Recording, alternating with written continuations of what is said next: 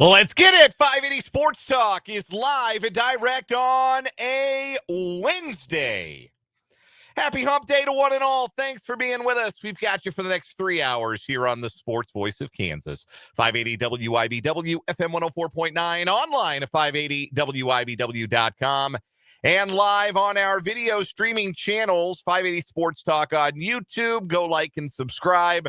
And WIBW News on Facebook. Go like and subscribe. My name is Dan Lucero. You will hear from the whole crew today. Brennan Rzinski, you'll hear from later on in the show. His conversation with Washburn men's basketball coach Brett Ballard, previewing tonight's home opener for the number 2 team in Division II men's basketball in the country. The Washburn Ichabods, fresh off a Final Four appearance, fresh off a 4-0 start, rechristening Lee Arena tonight against the Rockhurst Hawks. That game will be heard over on our sister station, the home of the Ichabods, Country 106.9. But earlier today, Brendan sat down with Coach Ballard and spoke with him. So we'll play that interview for you later on. And if you got nothing else going on this Wednesday night, you don't have any plans, go get yourself a ticket, go see the show, man, because Washburn basketball is a show. And I know many of you that are listening to this program already have plans to go out to Lee Arena tonight. So I encourage everyone who can to get in that building, to see the renovations. It looks incredible in there, and to watch Washburn basketball and cheer them on to a win over Rockhurst. When I was doing Washburn games, I had Washburn games for 4 years with old Jake LeBon as his caddy, so to speak, as his color analyst. They were probably the opponent for Washburn that I liked the least. I really like when Washburn beats Rockhurst. I don't know. It's nothing like personal. It's just like, don't like them. You know, it's not even a rivalry. It's not Emporia, right? Or it's not one of the other in-state MIAA schools, but when I was doing the games, Washburn lost in really annoying fashion to Rockhurst a couple of times, and that bugged me so much that it made me really, really satisfied whenever the tables would turn. So I really wanted to be Rockhurst tonight. It's nothing personal. If there are any Rockhurst alumni listening to the program, trust me, it's not anything personal. It's not how I feel like about Wabash College. Now, I really and truly hate y'all that went to Wabash. I hate y'all with every fiber of my being. But nothing personal with Rockhurst. I just hope Washburn wins tonight. Anyhow, that's part of the show today. So that's when you'll hear from Brendan. Spencer Dupuy will be along in a little bit as well. But it's mostly me today, and I'm glad you've chosen to hang out here on 580 Sports Talk. You're going to hear a lot of different voices on the program today. You're going to hear, obviously, from Brett Ballard. I mentioned that. We'll play that in the 5 o'clock hour for you. We're going to hear from Andy Reid and Patrick Mahomes, both of whom spoke to the media earlier today. It's typical Wednesday media availability at One Arrowhead Drive prior to a Sunday game. The Chiefs at a crossroads with the Indianapolis Colts, fresh off of their bye, coming to Arrowhead this Sunday, a noon kickoff. Catch it right here on 580 WIBW and FM 104.9. Pregame coverage on Sunday at 11 from the Chiefs Radio Network. But we'll hear what Andy Reid had to say. We'll hear what Patrick Mahomes had to say. And I did not detect enough urgency from Mahomes' comments immediately following the Denver game. We'll see if we hear and sense a little bit more of that in Mahomes' midweek remarks as the reality, the gravity perhaps of their situation sets in a little bit for a 3-time defending conference champion that may not make the playoffs.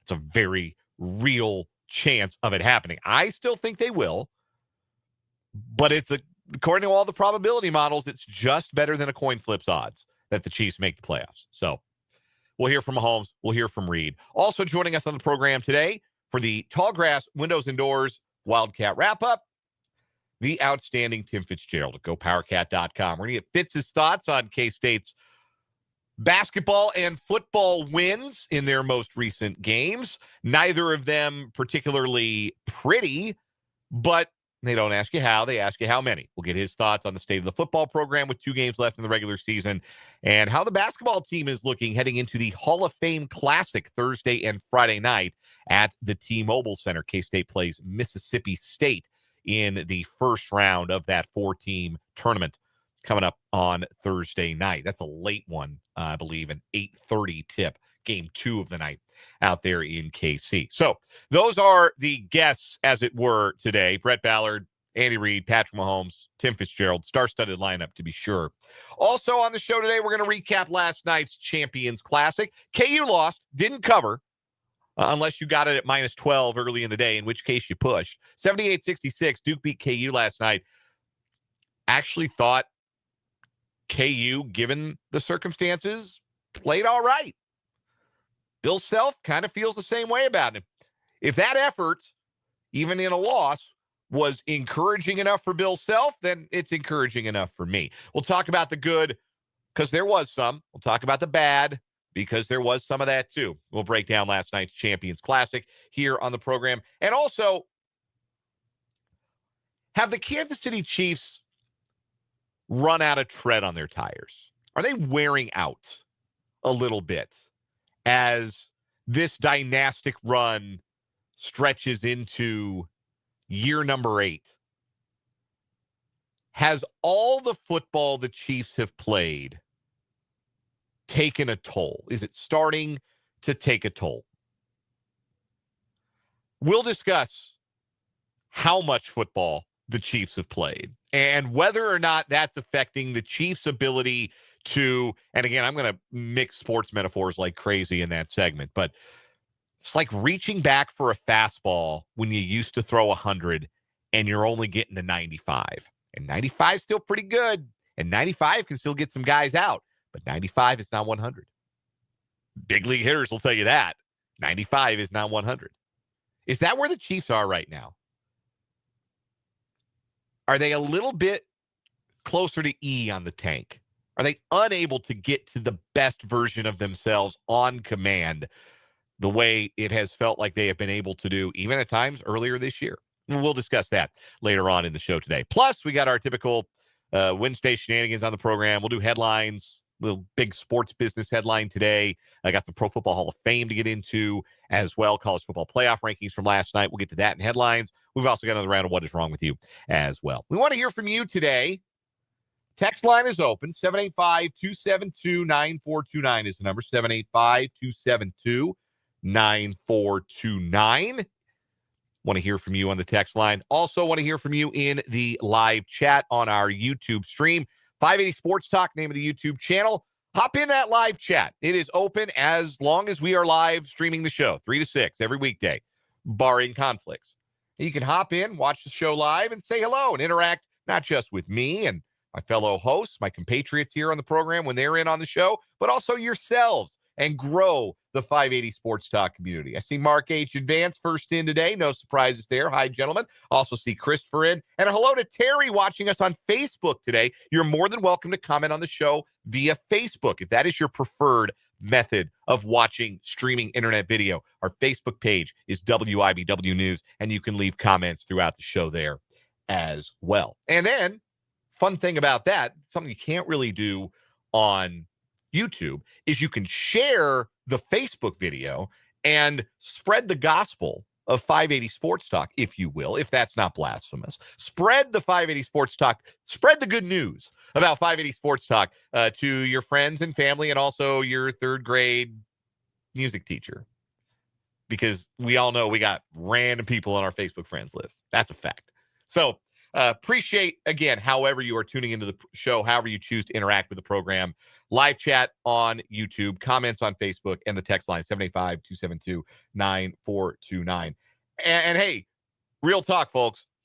If you've got tips for how to deal with teething pain for a toddler, I need to hear them. My little man, 17-month-old son, is cutting his second molars right now, and those are a grizzly bear. Everybody says so. We're at a bit of a loss, my wife and I. It's been a tough couple of days, tough couple of nights at the Lucero household. So if anybody's got any tips, and don't say, put a little bourbon on your finger. No. If you've got any real tips at work, tips, newer parents, older parents, doesn't matter. If you've got some advice for me, I would love to have it. This is me beseeching you, asking you guys a question. This isn't ask y'all anything after we did ask me anything yesterday. How do y'all deal with teething pain? Please tell me. I'm dying to know. Let's get into the show. We'll talk sports today, and then I'll take your answers on the teething deal off the air. KU loses to Duke last night, 78-66. To give you an idea of where I'm at, the boy's not doing much more than contact sleep right now because he's really hurting. So I watched most of last night's game on my phone rather than watching it on a television.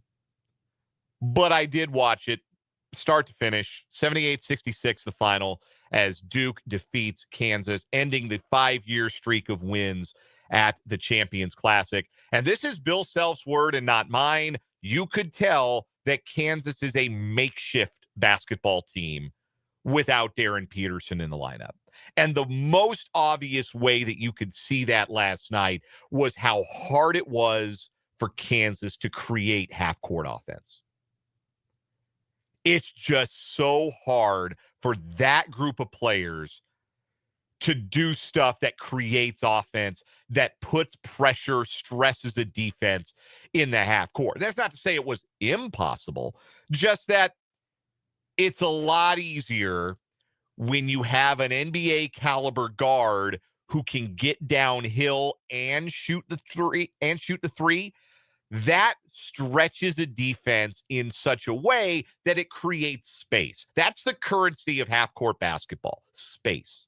It's hard to create it. The best defensive teams keep you from creating it, but the best individual offensive players create it for themselves with their own quickness and ability and their three-level scoring ability, and they create it for their teammates. Like P.J. Haggerty for Kansas State is one of those guys who is a space creator for himself and for others. Darryn Peterson is that guy for Kansas, and they don't really have anybody else who can do that, which that's not a demerit against Kansas. Most teams really only have one guy. If you're lucky, one guy who is capable of stressing a defense, and very few players in America are as capable of doing it at the level that Darryn Peterson does it. But without him, you saw, particularly against a very good defensive team. Duke's always been good on defense. They were good on defense under Krzyzewski. Naturally, they're going to be good on defense under his protege, Jon Scheyer. They always have been. They're good because they're schemed well. They're also good because they're hyper-athletic and long and physical. And against a good defensive team without Darryn Peterson, it was really, really hard to get a whole lot done in the half court. Despite that inability, I shouldn't say inability, despite that difficulty creating offense in the half court, and despite a rash of fouls late in the first half that forced the Jayhawks for a time to play a lineup that included Elmarko Jackson and Jamari McDowell and Paul Mbia, which does that 1 through 3, does that foundation, 2 guards and a big, does that win the Summit League even? I don't know. It was dire straits for Kansas there when everybody started getting into foul trouble. KU, I think, was up 6 or 8 when the fouls really started to pile up. And I'm sure more than one of you watching it were of the mind of, here come the refs to help Duke, like always. I don't know. Again, watch the game on my phone. I thought they were fouls. I'm just surprised. It didn't feel like it was a unfair whistle on Kansas. It just did not feel like it was maybe a reciprocated whistle on the other end. Like Cam Boozer play a whole game, doesn't foul anybody? Really? Wow. That kid must be the best defensive player in America. Anyhow, but Flory went out with foul trouble and Tiller went out with foul trouble. And they were already in a tough spot with Flory and Tiller out there as basically the only bigs right now that Self trusts. Like right now, Paul Mbia is not in the circle of trust. More on that in a second. And then when Trey White picked up a second foul, that was the guy who'd been initiating all the good things happening on offense for Kansas in the first half. And when he went to the bench, obviously the good things stopped happening. And in the second half, Melvin Council got going and kept it close. I mean, this was a 3-point game with 5 minutes left. This was not like a shellacking. This was not an embarrassing effort. It's disappointing to lose. You never want to lose. You're a program like Kansas, you never want to lose. Any loss is disappointing. But disappointing and discouraging are two different things. And I was not discouraged, and I don't believe Bill Self was either, with his team's performance last night. Two main reasons why. Well, I guess three, if you count the players as separate reasons on their own. Trey White and Melvin Council were up for it last night and played in the way where you could see what they add to a team and how those skills will be enhanced when they have less to do on the ball, when they are not the primary scoring option or the primary creative option, but are rather secondary options in those departments, which they are when Peterson gets back. You can see how that could be pretty good. Because I thought Trey White played a really good game. And I thought the best thing that Trey White did, defending and rebounding, helping to create easy offense. This is why Kansas was able to have the lead in the first half. They got a lot of easy offense because they got runouts. They forced some turnovers, or they ran after some missed shots by Duke, and they were able to get easy transition offense. That's what you have to do. I thought KU came into this with a pretty good understanding of what it was going to take for them to win. And you could tell part of the plan was we got to be really aggressive on defense. We got to trap. We got to force turnovers. We got to run. We got to get layups in transition. Easy money offense. Have to create it with our defense. And Trey White was at the crux of that effort for the entire first half and really for most of the game until he got in foul trouble. So I liked that. I liked what I saw from Trey White really on both ends. And like I said, first half, I did not think he was good at all, but Melvin Council got into the flow of the game and was KU's leading scorer in the second half. And he hit the three that, with about 5 minutes to play, that made it a 3-point game. Unfortunately, was the last field goal KU made. But I like Council's ability to get downhill. It's not the elite level that it is for Darryn Peterson. But again, that's less of a knock when you're the second ball handler. You're the second creator on offense. I think he's good enough to be that second guy, that second creative option.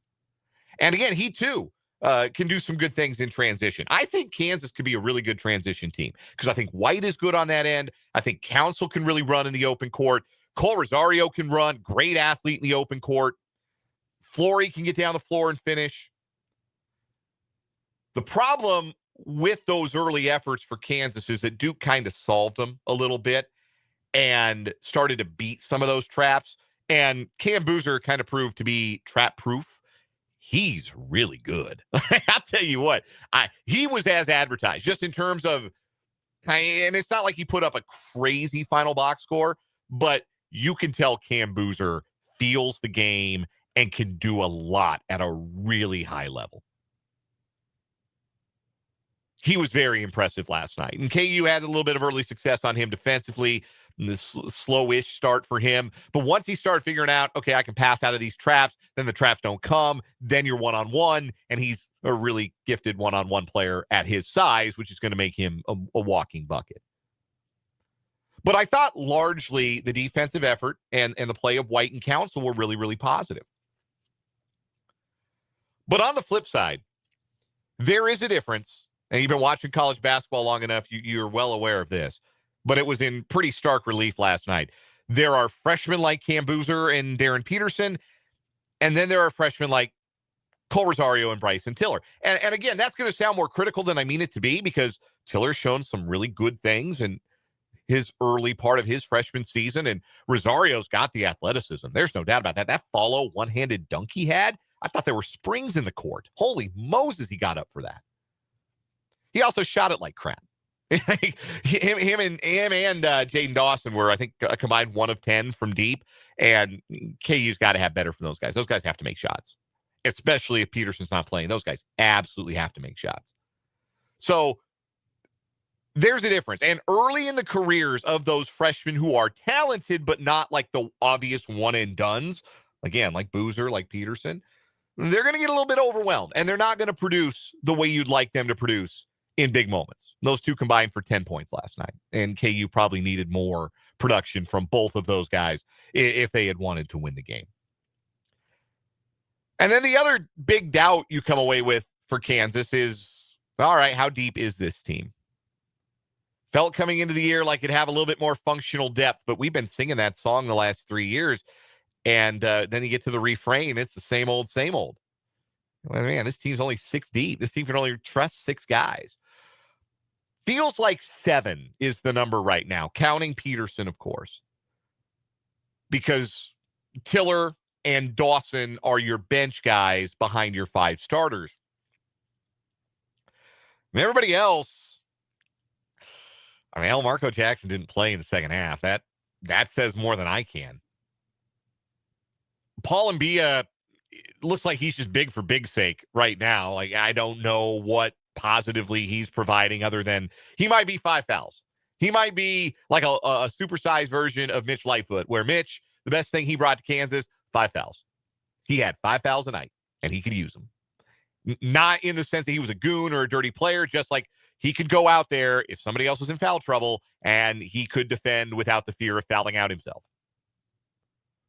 It might be Paul 5 fouls Mbia. Might be his nickname. That might be what his most valuable contribution to this Jayhawk team right now. And Jamari McDowell and Giangallo were the other KU guys that played, and they're not. That's not a game for them. That's not a game in an ideal world where they see any minutes. Like, those guys are for UNC, the UNC Greensboros and the Texas A&M Corpus Christi's of the world. You got to play them against Duke or UConn or Houston or Iowa State or BYU. You're asking for trouble. So it might just be 7 and 2 possible at least. And again, El Marco's playing in his first live games for over a calendar year. So I understand that.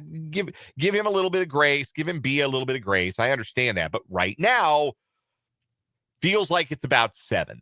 And 7's all you need for the tournament. But you need more than that for Big 12 play. Week in and week out. You need more than that.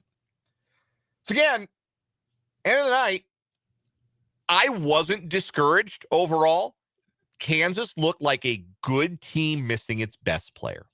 That is precisely what they are, and it is precisely how they looked. They didn't look lost. They didn't look non-competitive. They didn't look like, well, we don't have Bucket Jones tonight. Let's pack it in. There wasn't any of that, and that doesn't surprise me, given, the tradition of the program, who their coach is, all those things. But the things they're going to bear watching moving forward, how valuable is their bench depth? How reliable is their bench depth going to be, especially if they end up in a spot like that where, Flory picks up 2 early fouls, and B is going to have to play against some teams because the lineup with Tiller at the 5, that didn't really work. And maybe that's something that looks better if you have to play Tiller at the 5, but you've got Peterson out there. But Tiller at the 5 didn't really work. And so they put Mbia in. And look, he got 3 rebounds in 4 minutes. That's good, right? I'm looking for the bright side there with Mbia, who's very, very big. But they run into a situation where they got foul trouble, or they run into, those wraparound where you got a Saturday game and then big Monday, and you need 10 to 15 minutes from more than just 2 guys off the bench. Who's it going to be? Who's going to work their way back into that circle of trust? And, when's Darryn Peterson going to play again? That's also the big question coming out of this week. We talked to Michael Swain yesterday. He said not until after the Players era next week in Vegas. Sounds like there's still a small chance we maybe see some of Darryn Peterson in that event. My question is, they played like that last night. Do they need him to get a couple of wins in Vegas? We'll talk about that next, plus your reaction from the YouTube comments and the text line, 785-272-9429. And in a little bit, we'll hear from Chiefs head coach Andy Reid on this first hour of 580 Sports Talk. Thanks for being here on this Wednesday.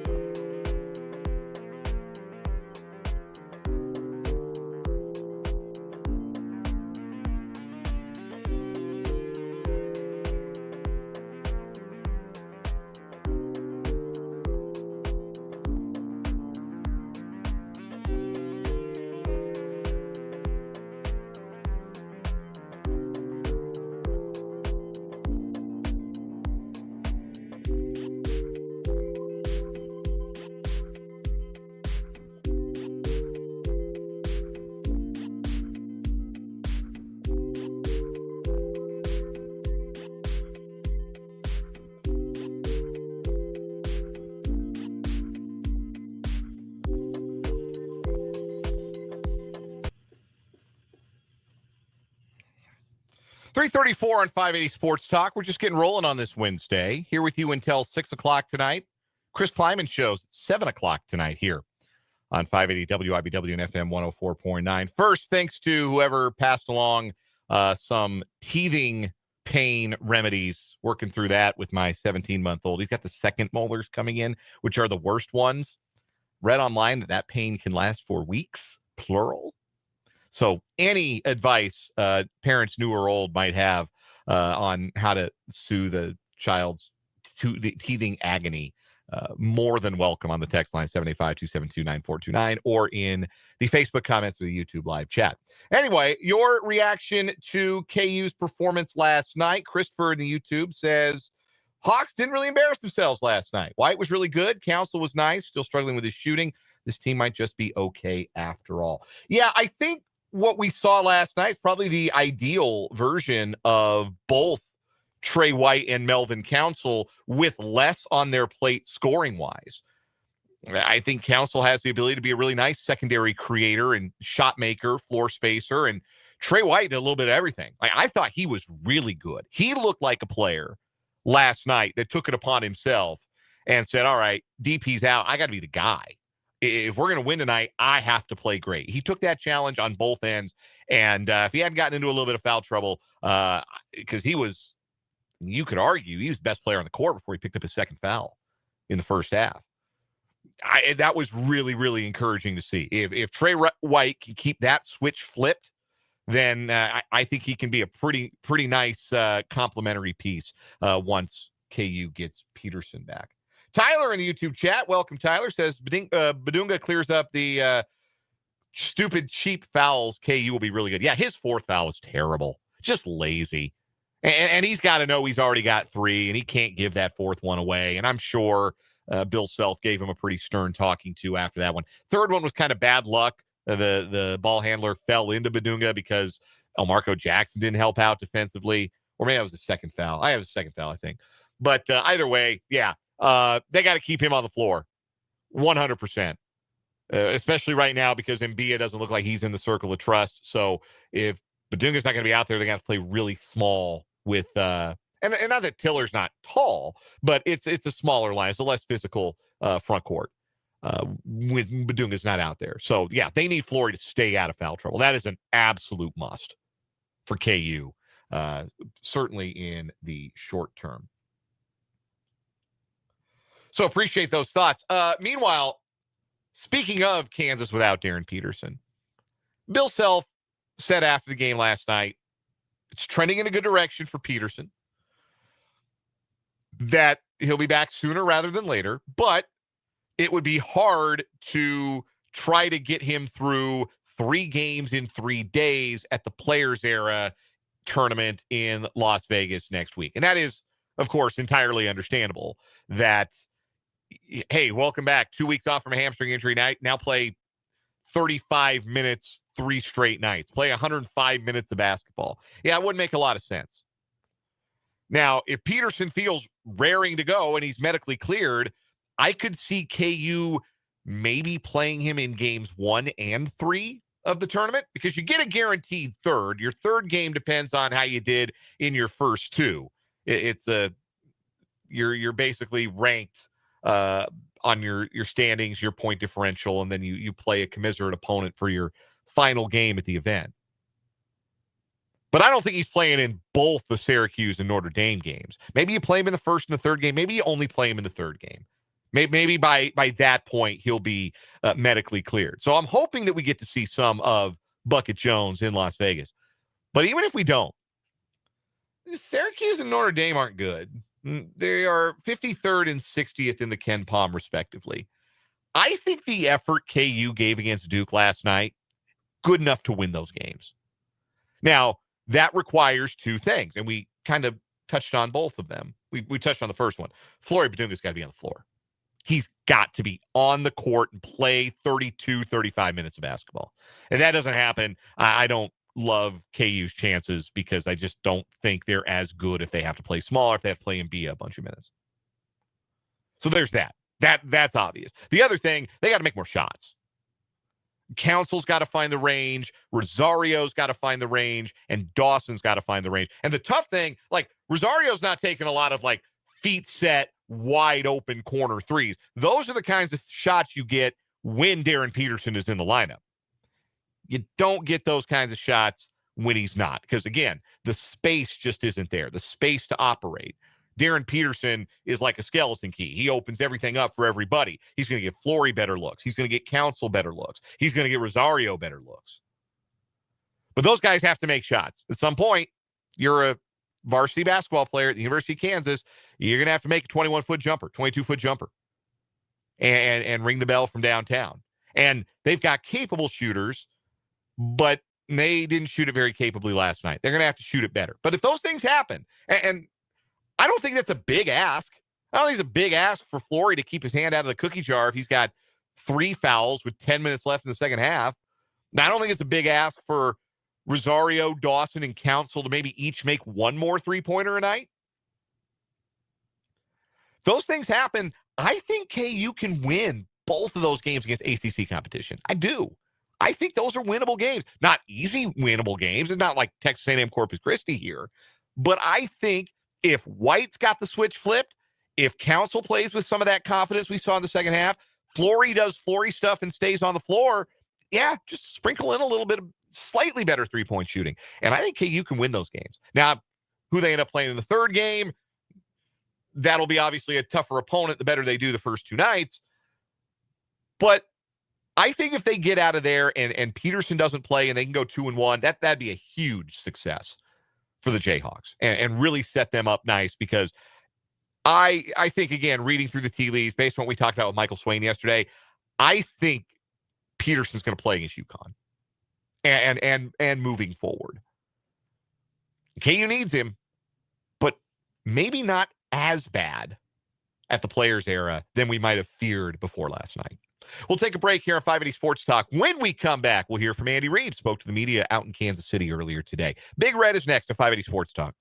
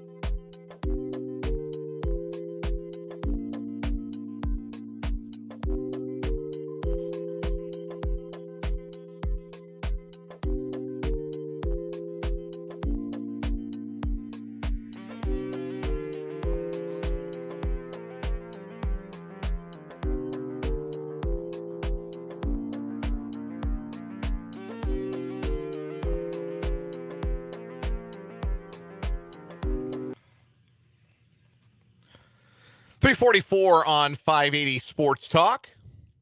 Earlier today, Chiefs got back to work on the practice field ahead of Sunday's, again, I hate the term, but if you want to call it a must-win game, I'm not going to stop you, against the Indianapolis Colts at Arrowhead Stadium.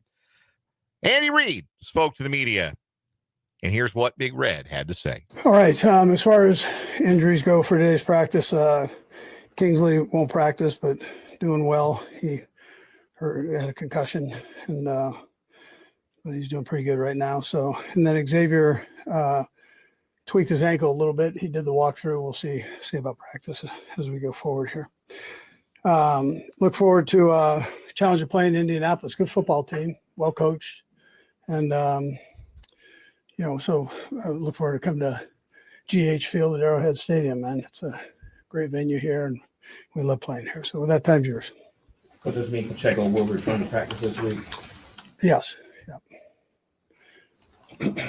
Coach, a lot of players have discussed consistency and the lack of. Just what have you seen about it? Just hasn't been able to be consistency. What can you do at this point in the season to try to be consistent? Yeah, I mentioned it to you after the game. Just the penalties, those in this league, they get you.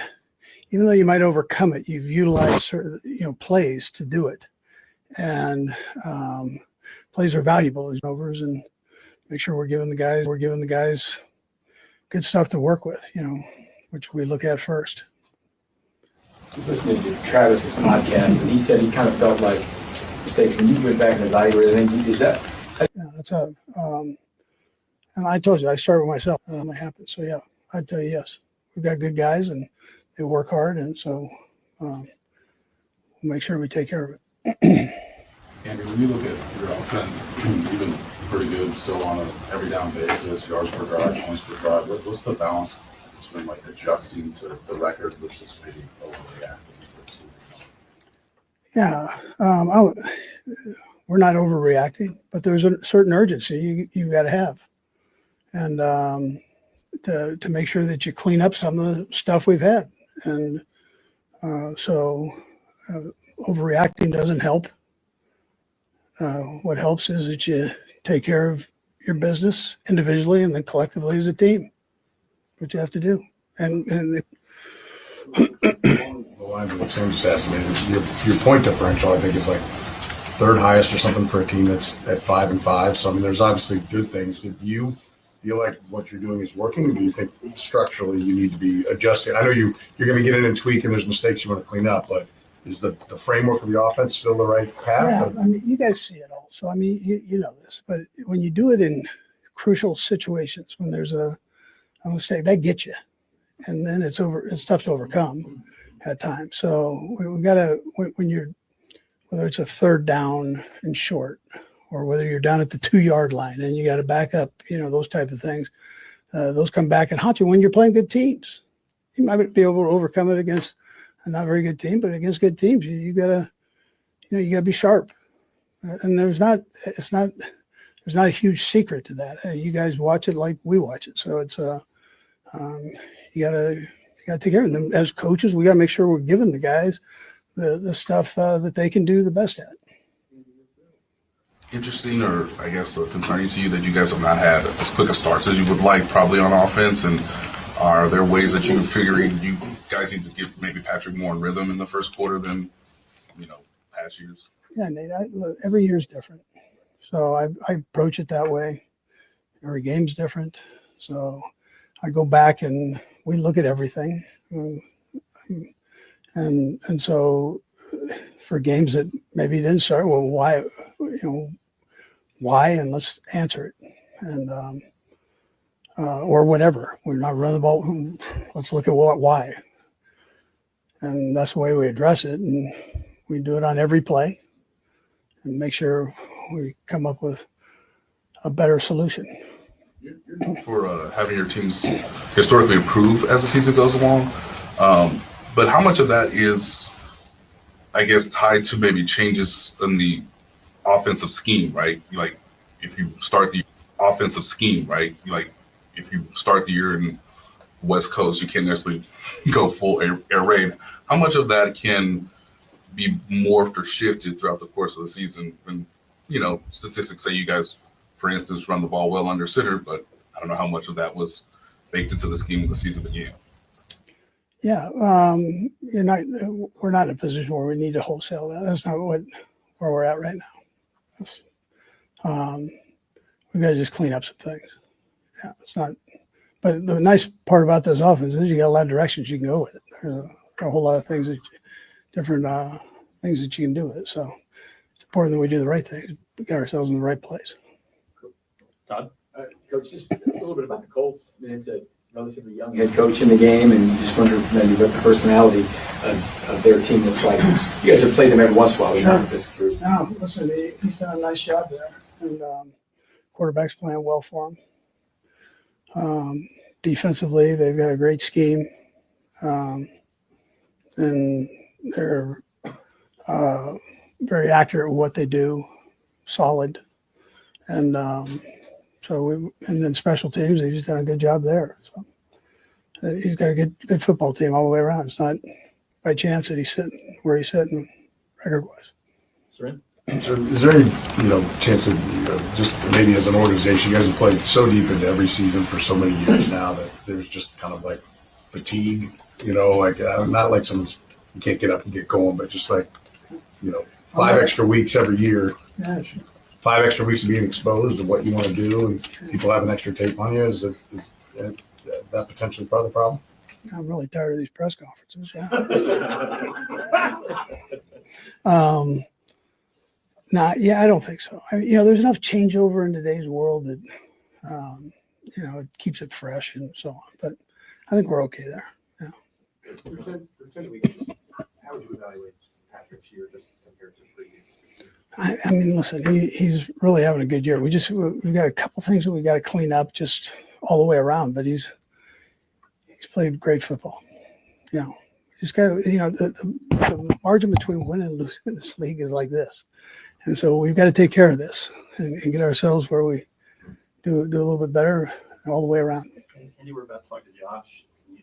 What did you learn about him last week to be able to get himself ready? Yeah, listen, for being away for a few weeks there, I thought he did a nice job. He got cleaned up a couple things, so with the penalties and that. But his effort, his attitude and everything was great. He was able to keep everything focused back to the football part of it. And, he had to take care of business, and he took care of it, and that's where he's at. Breaking news. Andy Reid says it's just a couple of things the Chiefs have to clean up, which I think has been the refrain after just about every loss or every stretch of losses. And there haven't been many of those in his career as the coach of the Chiefs. And on the one hand, like I said on yesterday's show, all the advanced metrics would suggest that, the Chiefs are still a pretty good football team that just hasn't been great in close games. But at the same time, the things that have to be cleaned up are pretty obvious, and they've been pretty obvious. They're the same things, right? Like Jawan Taylor lining up in the wrong place. How is that not cleaned up? And how have there been no consequences for his inability to do that 2.5 seasons into his Chiefs career? That's the stuff that I think really frustrates people when they hear Andy Reid say that. Because on the one hand, he's not wrong. But on the other hand, clean it up or what? Or else what? What are the consequences for not cleaning it up? Because there have to be, if the guys on the field don't clean it up, and there's one very obvious one that hasn't been able to, where do you go from there? That's the question. Where do the Chiefs go from here? We'll attack that a little bit in the 4 o'clock hour, but we'll take one more break, come back, wrap up the 3 o'clock hour, 580 Sports Talk after this.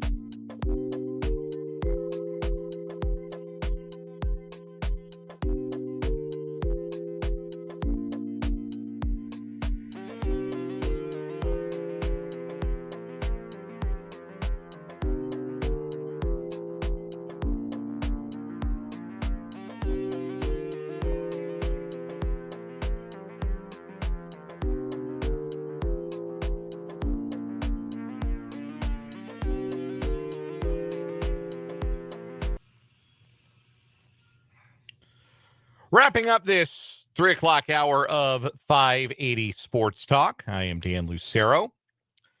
Coming up in the 4 o'clock hour, our guest will be Tim Fitzgerald from GoPowerCat.com. He'll join us at the bottom of the hour in the Tallgrass Windows and Doors Wildcat Wrap-Up. Give Fitz his thoughts on K-State wins on the gridiron and on the hardwood. Their win over Oklahoma State on Saturday in football. Their win over Tulsa on Monday in men's basketball.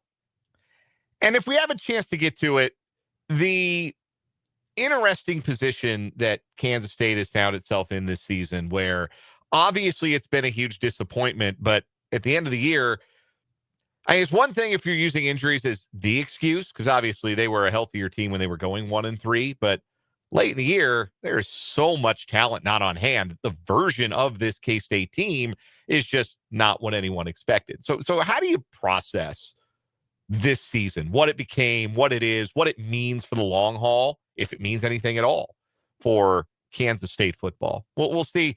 We may not have time for the existential conversation. That might be one we have to save until we know where they're going for a bowl or where they're not going. But we always have fun with Fitz. He'll join us bottom of the next hour. We're going to talk some Chiefs next hour as well. Chiefs played a lot of football the last 8 years. How much more football have they played than everyone else? And is that starting to take its toll on the Chiefs in year 8 of the Reid Mahomes dynasty? Plus, we'll do What Is Wrong With You. So it's a fun 4 o'clock hour ahead. Thanks for joining us here at 580 Sports Talk.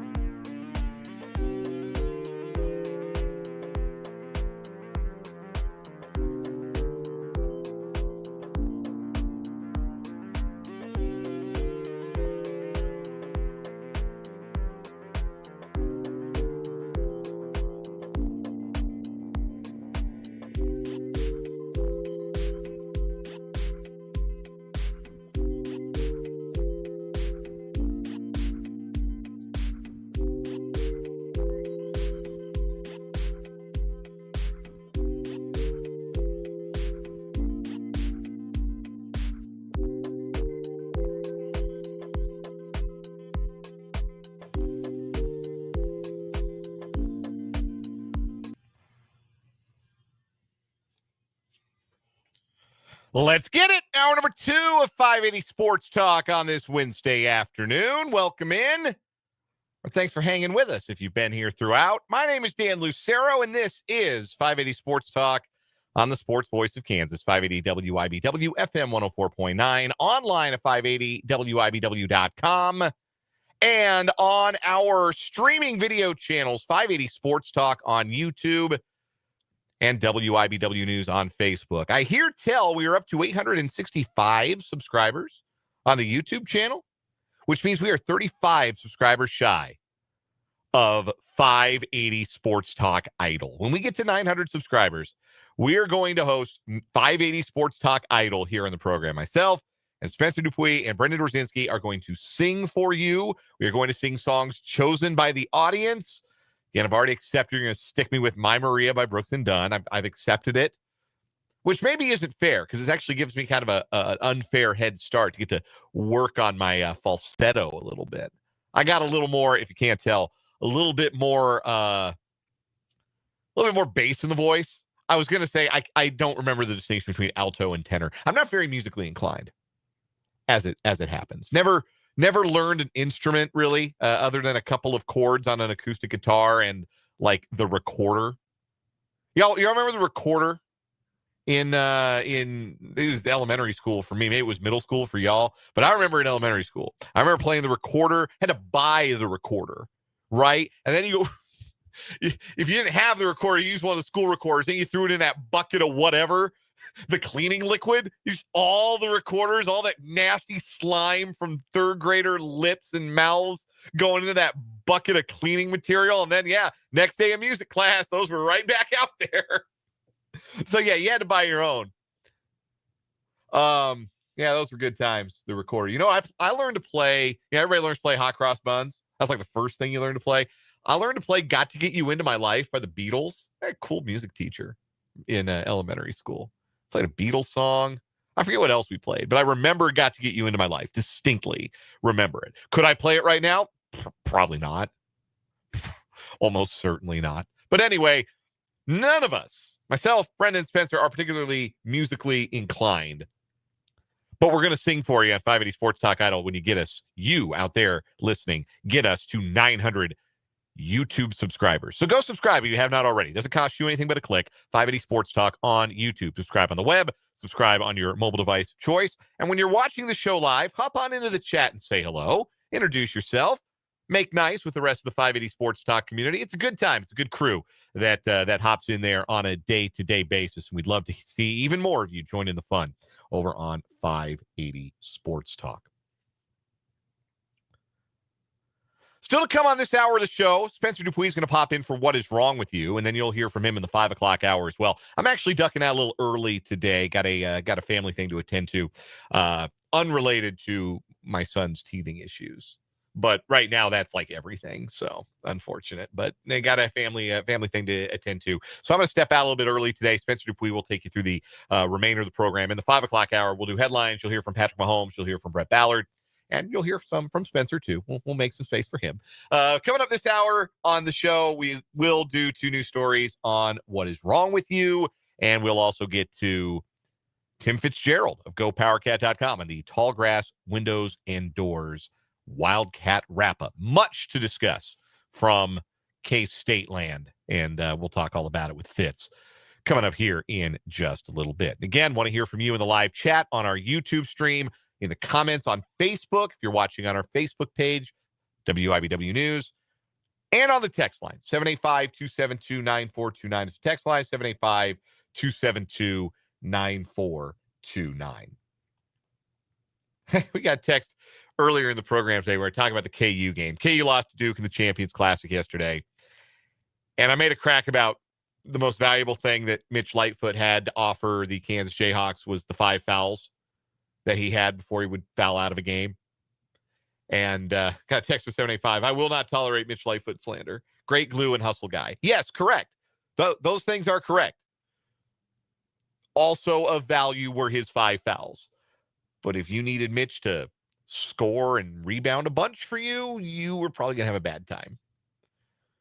But absolutely a cult hero. And I do not intend ever to mock the cult hero, because the cult heroes really and truly are like the fabric of sports fandom. You can be a Jayhawks fan and your favorite players can be, the all-time greats, however far back you go. Danny Manning, Darnell Valentine, if you go way, way back. I hope I don't offend some of my older listeners by referring to that as way, way back. Although, come on, it is. It's before my time. And I'm getting near my 40s. So, your favorite player would be Tyshawn Taylor or Frank Mason, Perry Ellis, whomever. And that's a natural language to speak. But when you start talking about Mitch Lightfoot was my guy, that's how, if you find another Mitch Lightfoot appreciator, you're among your people. The cult heroes really make being a fan special. The guys who, everybody who knows a little bit about college basketball remembers National Player of the Year Frank Mason. But if you bring up Mitch Lightfoot and you get a knowing smile and a nod, that's how you know you found another KU sicko. So I unironically love the players like that. But thanks for the text. 785-272-9429 is the text line number. Plus, as Tyler points out in the YouTube comments, he did have a great nickname, Prison Mitch. And he even went with the he embraced that. He went with the Photoshop, the Prison Mike from The Office. That was one of the great episodes of The Office. I'm not one of those people who've rewatched The Office because my fear is I'll watch it and it won't have aged well, and I won't find it as funny as I did on the first viewing of it. But then I remember some of the bits from it that were really, really funny. And Prison Mike was an all-timer. And, Mitch went along with that a little bit. And that was always fun. He had a good sense of humor about it. He knew what his role was. He had a good sense of humor about it. Shout out to Mitch Lightfoot. Let's talk about the Chiefs. A little less pleasant to contemplate at the moment, being as they are 5-5 and outside the playoff picture in the AFC. I wanted to do the math on this, because I thought it was interesting that this was the first place that Matt Verderame went. Our NFL insider, Matt Verderame, joins us on Monday, every Monday throughout the year. And we always, when the Chiefs play on Sunday, we get a chance to break down the most recent Chiefs game. And the first place he went, when I asked him to kind of explain how it was that the Chiefs could have submitted the effort that they did, the disappointing effort that they did, and lose that game to the Broncos. And the first place he went was, I think they're worn out. And I'm paraphrasing here. But those, I believe, were the exact words. Worn out or worn down. It was one of the two. But that was the first thing that came to Matt Verderame's mind, who covered the league for a long time, knows the Chiefs, knows the personnel, and believes that maybe this is a team that's a little bit worn out or worn down, whichever turn of the phrase you prefer. So I want to do the math on this. If you go back to the start of the 2018 season, depending on whether or not you've had your bye yet this season, an NFL team has played either 126 or 127 regular season games. That's how many regular season games since the start of the Patrick Mahomes era to right now. The start of the Chiefs dynasty to right now. 126 or 127 games. For the Chiefs' sake, it's 126 games. So if you haven't made the playoffs in 8 years, that's all the football you've played, right? You played 7 full seasons plus a little bit more than half of this one. So, for example, the Denver Broncos have in total, since 2018 started, played 128 football games. They played 11 this year. They played the bare minimum every year but last year. Remember they had that playoff drought? Some of you remember it fondly. Some of you less so. And they finally played a playoff game last year. They got poleaxed by the Bills. But that's the one. That's the one extra game that the Broncos have played. So obviously other teams have been more successful over that time frame and made the playoffs more often. There's one other team in that run that has been to multiple Super Bowls. Not one other team, because 49ers have been to multiple Super Bowls. Been to multiple Super Bowls and won one. That's the Philadelphia Eagles. The Eagles have played 138 football games since 2018. So they're sitting on about a little more than half a season more of football. The Bills have played 138 games if you remove the Damar Hamlin game from the equation, which I think you ought to because that was not an official game. But they played 139 games since 2018. But nobody, this will not surprise you, has played more football than the Kansas City Chiefs since 2018. They have played 10 games this season because they've already had their bye. 147 games since the start of 2018.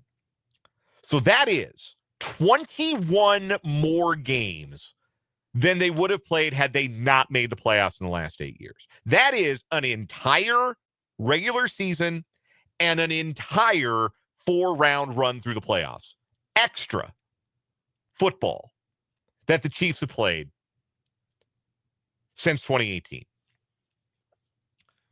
And look, I understand that as I've started this, you're laying the groundwork for an excuse, Lucero. That's what you're doing. You're laying the groundwork for excuses why the Chiefs maybe aren't as good this year as last. I'm not looking for an excuse. I'm looking for an explanation. I'm looking for, because that's still the thing that nags at me from Sunday. How in the world did that end up being the performance we got from the Chiefs? It's not the loss. The loss is what it is. They lost by 3 at the Horn to a good team on the road. It is what it is. Lots of teams have that happen. You're not going to get through an NFL season without losing games like that. You're just not, no matter how good you are. So it's not the loss that I'm looking for an explanation for. It's the performance. It was the sloppiness. It was the lack of discipline. It was the seemingly lackadaisical effort at times from the Chiefs. That's what I'm stuck on. That's what I'm looking for an explanation for. And what Matt Verderame landed on was maybe they're just worn out. And look, that's a lot of extra football to play. That's a full season extra that guys like Travis Kelce and Chris Jones and Patrick Mahomes have played. And even if you can include the guys who haven't been a part of it since 2018, those are the 3 guys, but that's a close to a full regular season for guys who joined the team in 2019. Over half a season of extra football for guys who've been with the team since 2021. The draft class of 2022 has played in their careers 9 playoff games, more than half of a regular season, and they're 3 years into their careers. And at some point, the miles add up, right? Wouldn't you think that the miles would add up on a team? And again, you can look to the past and say, well, the mileage didn't seem to bother the Bills much. When the Bills went to 4 straight Super Bowls, which is what the Chiefs are trying to accomplish here. Bills, of course, are the only team to do it. Bills also notably did not win any of those Super Bowls. But think of how different the sport was in the early 1990s. Not from a perspective of how it was played, just how much of it was played and how much was asked of the players. It was a 16-game schedule, and you played on Sunday or you played on Monday. Sometimes you might play on a Saturday, but you played on Sunday or you played on Monday. And there were more buys to go around, so it was more likely you only had to win 3 playoff games if you were really good instead of 4, which Chiefs have not yet had to do. Or at least not yet done. The one year they did get into the wild card round, they got sniped. But doesn't it add up? Because it's not just the extra regular season game that the Chiefs contend with.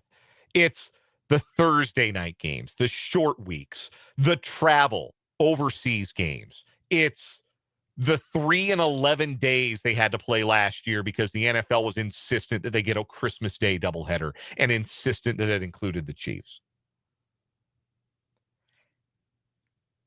Eventually, a pitcher throws enough pitches, they're going to reach back for their big 100-mile-an-hour fastball, and it's not going to come out at 100. It's going to come out at 95.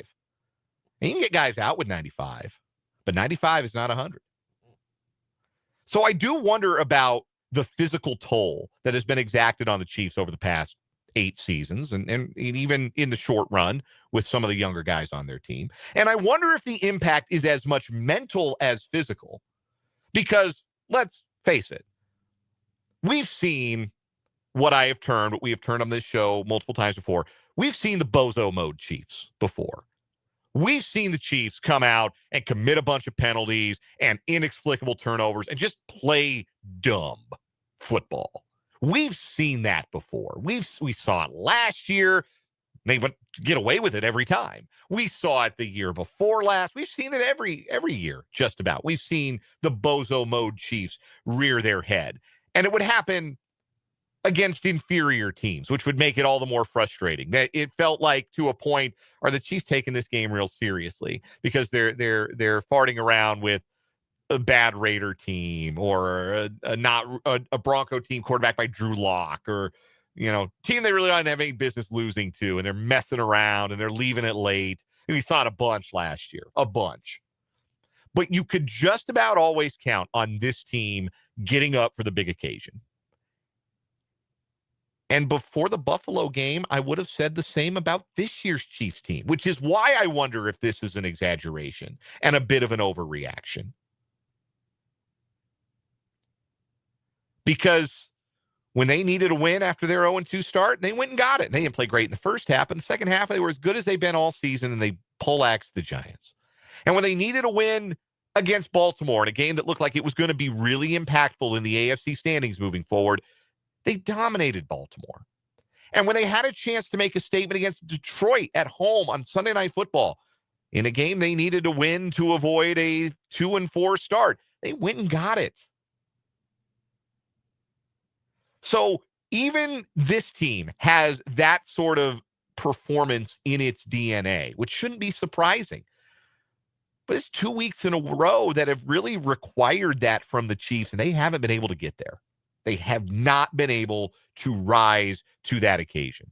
And here today is another point in favor of the idea that a little bit of complacency has set in for this Chiefs team. This was from Dan Graziani of ESPN. He and Jeremy Fowler put out their notes column every week on Wednesday. It's a must read every single week. Should be part of your media diet.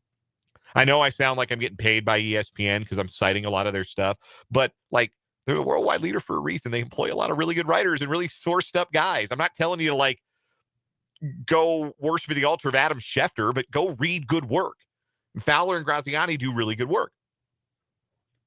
But this was in Graziani's notes column today. There's a bit at first about how surprised the Chiefs were that they did not perform as well as they did. They did not perform well against the Broncos. They thought the offense would be better. They're excited about where the offense is internally. They really believed they were going to come out of the bye firing, and it didn't happen.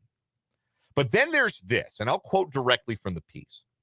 Kansas City came out of its Week 10 bye believing it needed to win 2 of its next 3 games against Denver, Indianapolis, and Dallas, and it lost the first one. Now with the Colts on Sunday and the Cowboys next Thursday, the Chiefs need to win 2 in a 5-day stretch in order to get to 7-5 and keep themselves afloat in the playoff race.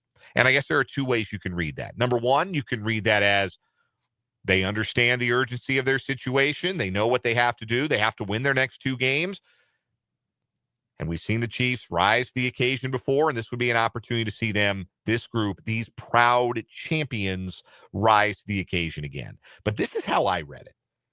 They came out of the Week 10 bye believing it needed to win at least 2 of the next 3. If we get 2 of the next 3, that's fine. We get 2 of the next 3, we're right where we need to be. And maybe that's realistic, but it isn't urgent. And it's another data point in favor of the Chiefs maybe not understanding the gravity of what lies ahead of them. Now, would I bet on them understanding it now? Yeah. But I think that they went into Buffalo and Denver not believing that they were games that they needed to win. And if you think you're okay if you don't win a game, you may as well put it in the loss column. And that's where I wrap it all the way back down to the idea that the Chiefs might be a little bit worn out. They might be a team that knows that there's not a ton of tread on the tires, that they are an aging and fatiguing football team, and that there are only but so many opportunities they're going to really have to get to step on the gas and be the best version of themselves. And they're trying to save those moments. They're trying to save them for January and February when they're really required. Those are must-win games. Well, they don't have that luxury anymore. They can no longer have that luxury that they thought that they were afforded simply by virtue of them being the Kansas City Chiefs. So are the Chiefs worn out? Maybe a little bit. But I think how that has manifested itself is more mental than physical. We'll take a time out here on 580 Sports Talk. When we come back, we got What Is Wrong With You? 2 new stories competing today here on 580 Sports Talk.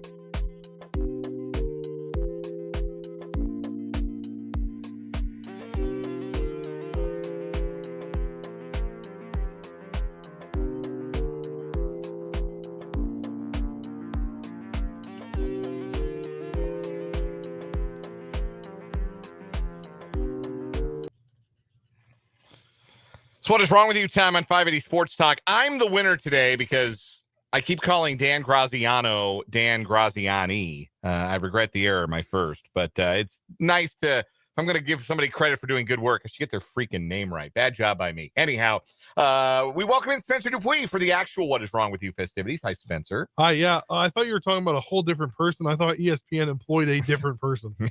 Maybe they do. And maybe there's a Dan Graziani out there that I'm thinking of. But anyhow, let's get to the stories today. 2 new stories trying to take down our current champion, the Captain and Coke, the former police chief in Pennsylvania, who was allegedly, instead of serving and protecting, serving pies, selling cocaine, and also stole a rifle from the evidence locker, which frowned upon if you didn't know.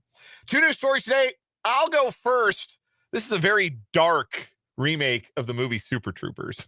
We've got everybody Breaking Bad in the Bexar County Sheriff's Office. Hold on. You're like on a roll on finding these police work doing bad. Police. This is my bad. beat. This is my beat. The Bexar County Sheriff's Office said one of his deputies was taken into custody after they allegedly assaulted their significant other, who is also a BCSO employee. 36-year-old Jonathan Amaya is accused of assaulting the victim, who is a civilian employee with the sheriff's office. He's been charged with assaulting a family or household member by impeding their breath and interfering in a request for emergency assistance. The first of those charges is considered a third-degree felony. According to his arrest affidavit, he arrived at the victim's home uninvited approximately midnight, November 16th, and began questioning the victim about talking to other people, believing the victim was cheating on him, which the victim denied. The victim told investigators that Amaya didn't believe them and became upset. Authorities said Amaya and the victim had been dating for approximately a year. However, the victim attempted to end the relationship 3 days before the November 16th incident after the victim found a second phone belonging to Amaya, on which the victim believed Amaya was talking to other women. The two began arguing about their relationship, and the verbal argument then became physical. Amaya grabbed the victim's phone, threw it across the room, and placed them in a headlock. He was arrested while on duty on Monday and bonded out of jail just before Tuesday morning. According to KSAT in San Antonio, Amaya is the 12th sheriff's deputy from Bexar County taken into custody this year. I think the state needs to come in and like take over that sheriff's department. 12 sheriff's deputies from the same department taken into custody in the same year. We are in the 11th month. That is more than one a month.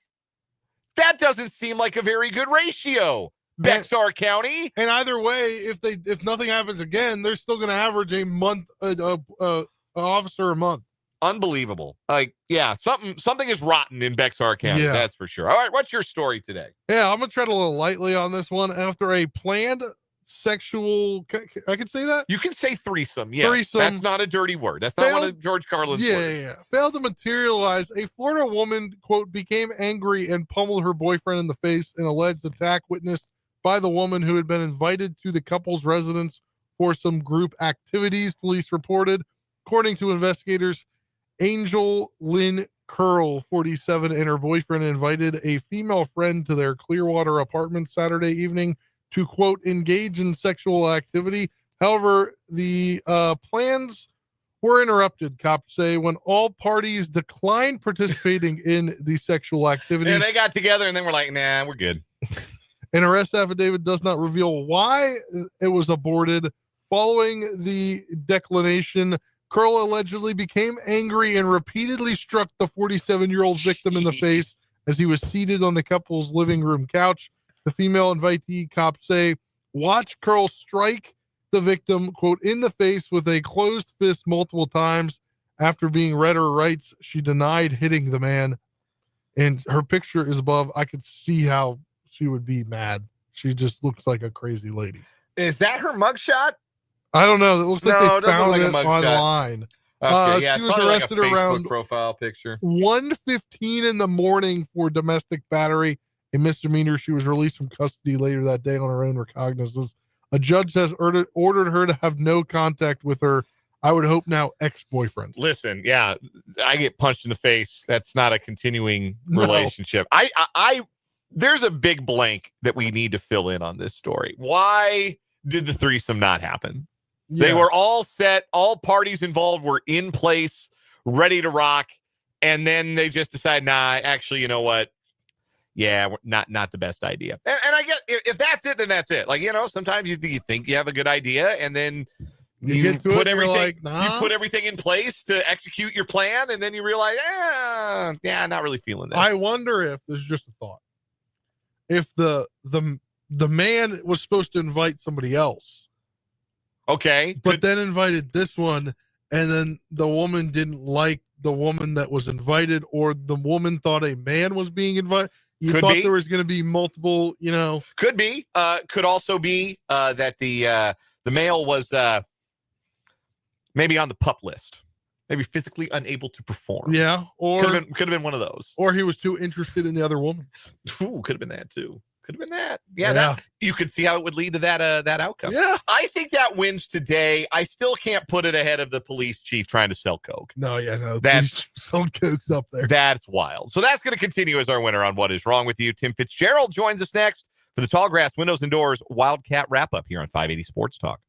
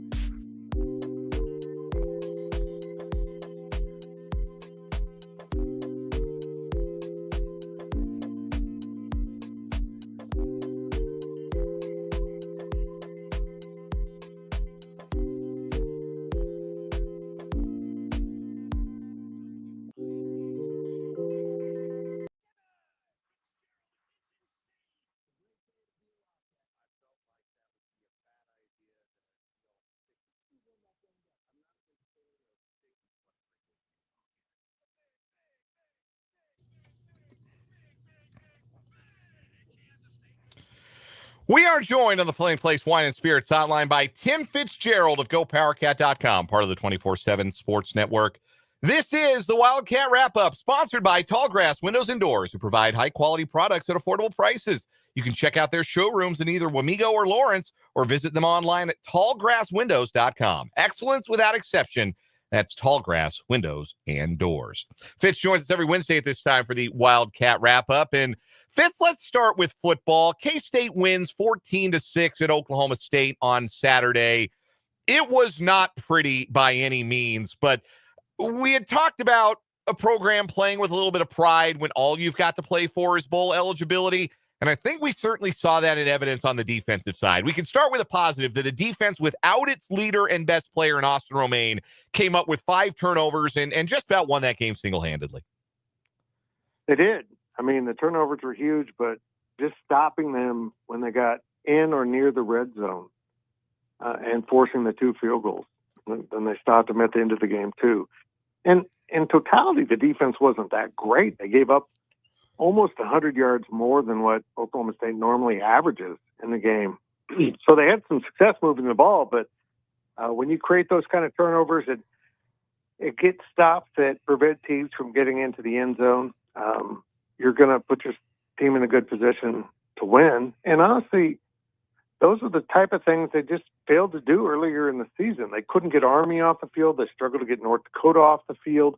And they flipped that script at Oklahoma State and saved the day, because it was a fairly dreadful performance overall by K-State.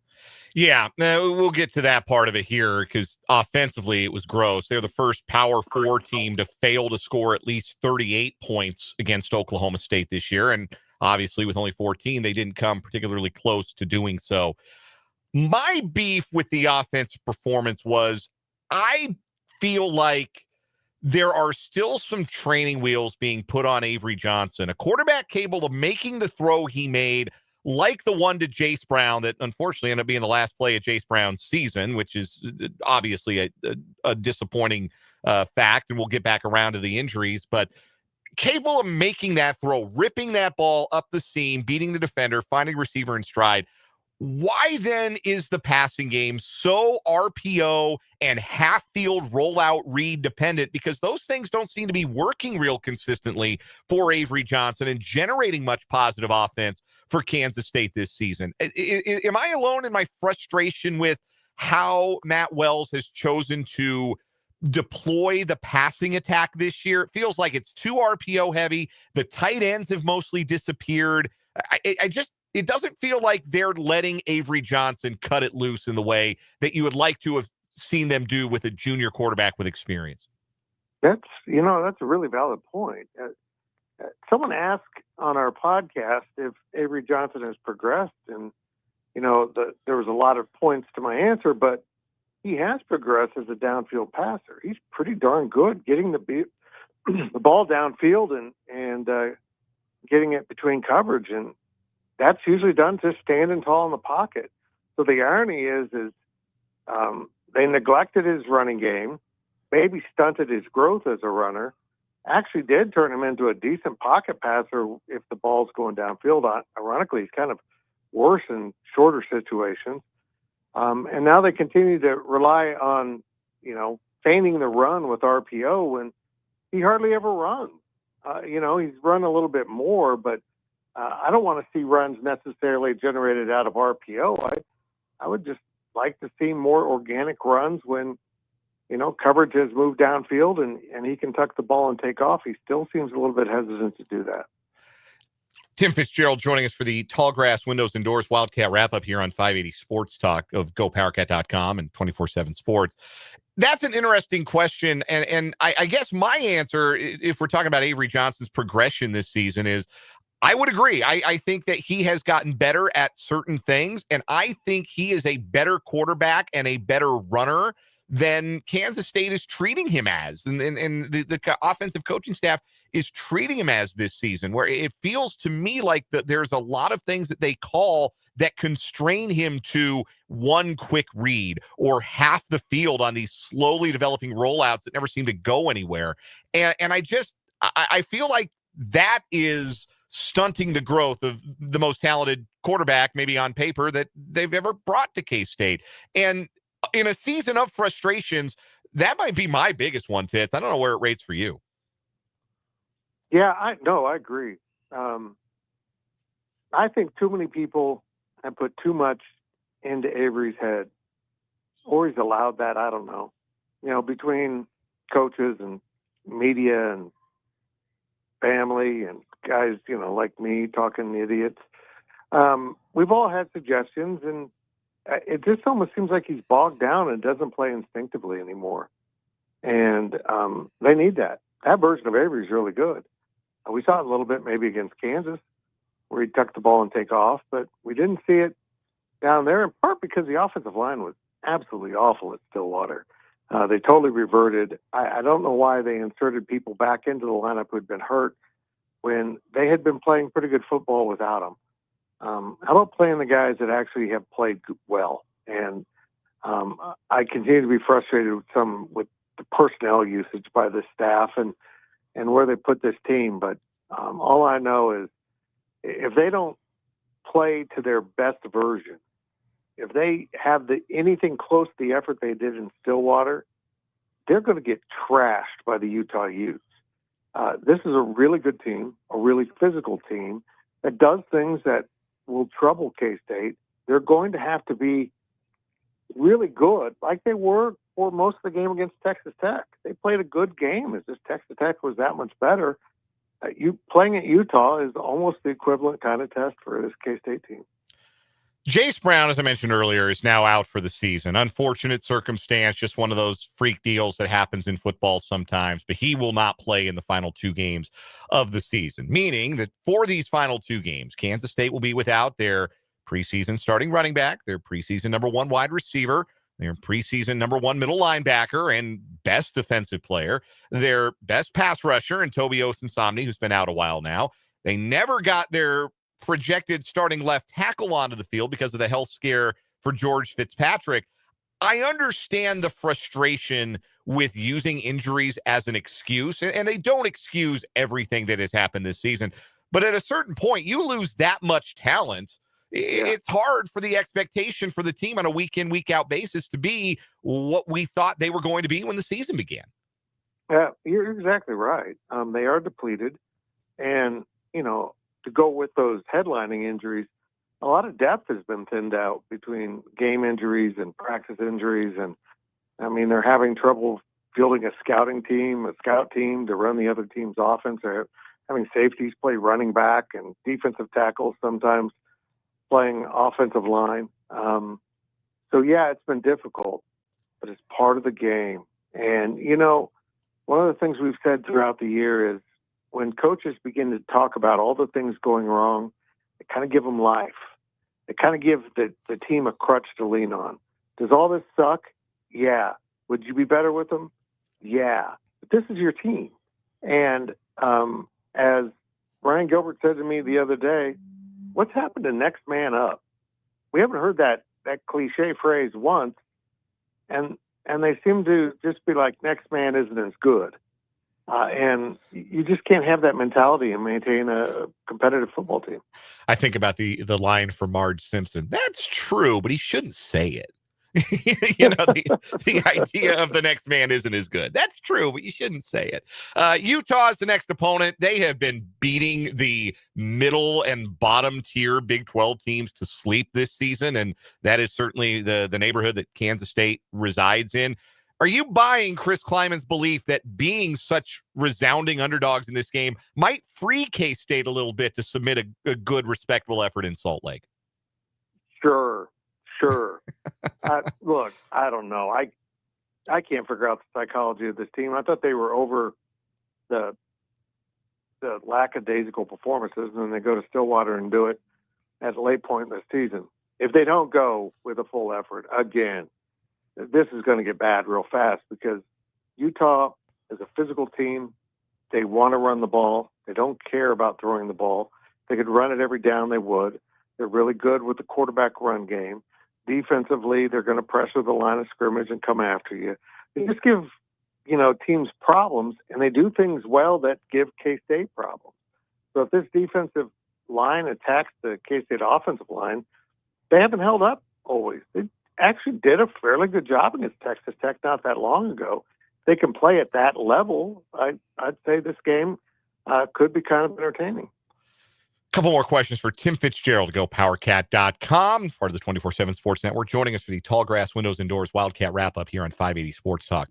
Let's pivot to hoops, Fitz. I don't know how good yet K-State is going to be. They are certainly not yet a finished product on the defensive side of the basketball. But I know this. If you're doing something and the game notes say you're the first person to do it since Michael Beasley, you're a pretty darn good Kansas State Wildcat basketball player. So for whatever this team's flaws might be, PJ Haggerty seems to have meaningfully raised the ceiling just from his talents and his sense of the moment, his ability to score the basketball. You know what? K-State loses that game to Tulsa the last 2 years, and possibly by double digits. PJ Haggerty completely took over the game. He was not going to let that team lose, or at least put them in a position to win, and they were able to do it. And not do it through selfishness. Do it from a team aspect. You know, when David Castillo had the steal, Haggerty wanted the ball, and Castillo drove it to the rim, and nobody was happier to see that than C.J. Haggerty. This team could be pretty good. What I liked about that game was it forced them to understand we have to be better defensively. And they were. In the final phases of that game, they won it with defense as much as anything. This team better learn that it's not good enough to outscore everyone, because they weren't even good enough to outscore Tulsa unless they stepped up and played defense, which they finally did. Tulsa played well, and I don't know how good Tulsa is going to be this season, but they made shots, and how much of that was them having a good night shooting and K-State playing bad defense, I don't know. Cal made some really tough shots too, but you're going to have to play a more rounded game against good competition, and they're going to see some better competition this weekend, and then we're getting – they go to Indiana, and it just gets ramped up very quickly. And this team has something about it that could be really good, but they're far from complete, and they better get busy doing it. I agree with your point that it's been revealed to them. It's been pointed out in pretty sharp relief that they need to get better on defense. But I would also argue, Fitz, they had 4 guards and Kamari McGriff on the floor for the closing stages of that game, and that's not a good defensive lineup, but it's a good offensive lineup. And Jerome Tang, for all the talk about how much he embraces defense, and he does. He was an assistant under Scott Drew. We know his background. We know that defense is a big part of his background as a coach. But I also remember that Elite 8 team going to Texas and scoring 116 points in a basketball game. Do you feel like Tang has embraced that, all right, this is going to be a work in progress defensively, but this team can win games with its offense, and that he's got to embrace that a little bit? Yeah, and he admitted that after the Cal game. He's just got to get used to having an offense-first team, because it's not typically what he's had. And it's a much more appealing brand of basketball, I can tell you that. It's fun to watch a team score and possibly lose than not score and lose. Because the last 2 teams just didn't know how to score. This team could score. I mean, they've got some dudes that flat make it look very easy to put the ball in the basket. And that's been almost absent from teams the last few years. So, yeah, this is going to be an offense-first team, and there's going to be some games where that offense is just going to have to carry them to victory and outscore opponents. But they didn't have a good offensive night against Tulsa. They were 5 of 24 from 3. Mm-hmm. This is a team that had been shooting over 50% from 3. So, when you have bad nights, you got to find a way to win and do something good, and they did that. Tim Fitzgerald covers the Kansas State Wildcats at GoPowerCat.com, part of the 24/7 Sports Network. Become a VIP subscriber today. Get access to the entire staff's outstanding writing and inside information. Fitz joins us every Wednesday here on 580 Sports Talk for the Tall Grass Windows and Doors Wildcat Wrap-Up. Fitz, it is always a pleasure. We'll do it again sometime next week. We'll figure it out around the holidays. We'll do it again sometime next week. Okay, my friend. Thank you. That is Tim Fitzgerald. We'll take a timeout, come back, wrap up this 4 o'clock hour. 580 Sports Talk next.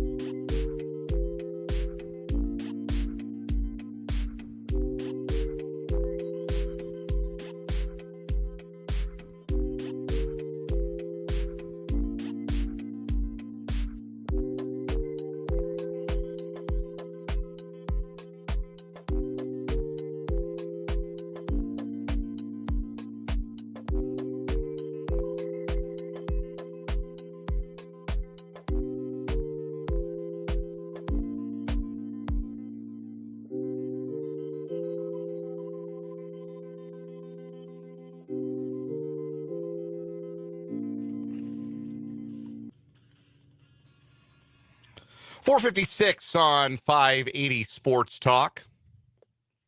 Wrapping up this 4 o'clock hour, I'm Dan Lucero. A couple of comments from the YouTube following our conversation with Tim Fitzgerald. Our thanks to him for joining us for the Wildcat Wrap-Up. John weighs in. The play calling for K-State just doesn't seem complimentary. It doesn't seem like they do anything to set anything else from one drive to the next. I think there's something to that. I think the games where you've seen K-State play really well offensively, it feels like they've been really intentional with what they do and how they set things up. Like KU wanted to attack deep, and they did. TCU, when they got ahead in that game, they wanted to run the ball, and they did. They ran it effectively in the second half. But yeah, a lot of games, it doesn't feel like there's a through line from one thing to the next. Mark B adds, another thing Matt Wells was supposed to be good at was developing quarterbacks. So why in the world is he stunning Avery Johnson's development? I don't know that Wells's day-to-day work as the offensive coordinator is stunning Avery Johnson's development. I think the play calling is.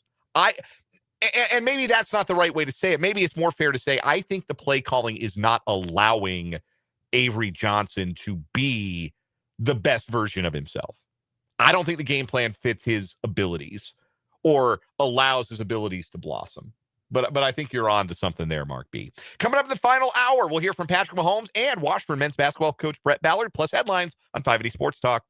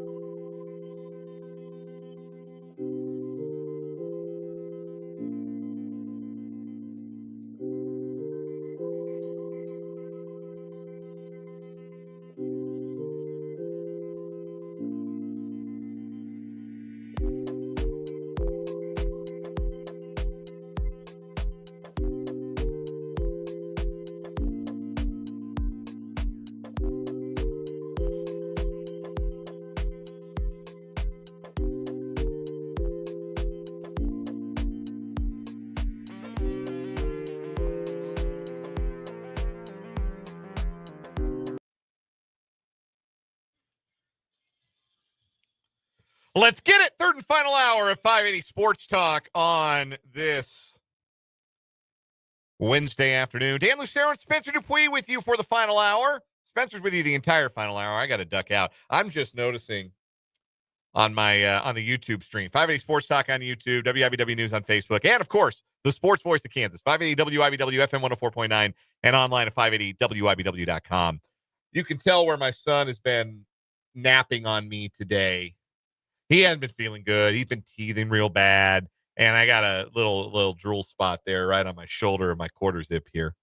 It'd be like that sometime. Any dad who sees that knows exactly what that is. Because that's not a spill. You don't pour a drink there. You don't get it. Nope. That is you've been carrying a child around. That is a sure sign that you have had a sleeping baby/toddler on your shoulder at some point. And I've had worse things wind up on my shoulder from my toddler. Vomit. I'm referring to vomit. But I just noticed that getting on the different camera with Spencer in the box. And I'm on the different camera right now. Over on our YouTube stream, 580 Sports Talk, which you should go check out and go subscribe to today. We're up to 865. We are 35 subscribers shy of our stretch goal of 900 subscribers and the debut, when we get there, of 580 Sports Talk Idol. You want to hear us sing. You want to tell us what to sing. So go subscribe if you have not yet. Doesn't cost you anything but a click or a tap of your screen. 580 Sports Talk on YouTube. Let's get it done before the end of the 2025 Can we do calendar it? year. Can we do it before the end of the calendar? I bet we can. I believe there are 35 more heroes out there who will subscribe, who will get us there. You can also text the program, of course, 785-272-9429.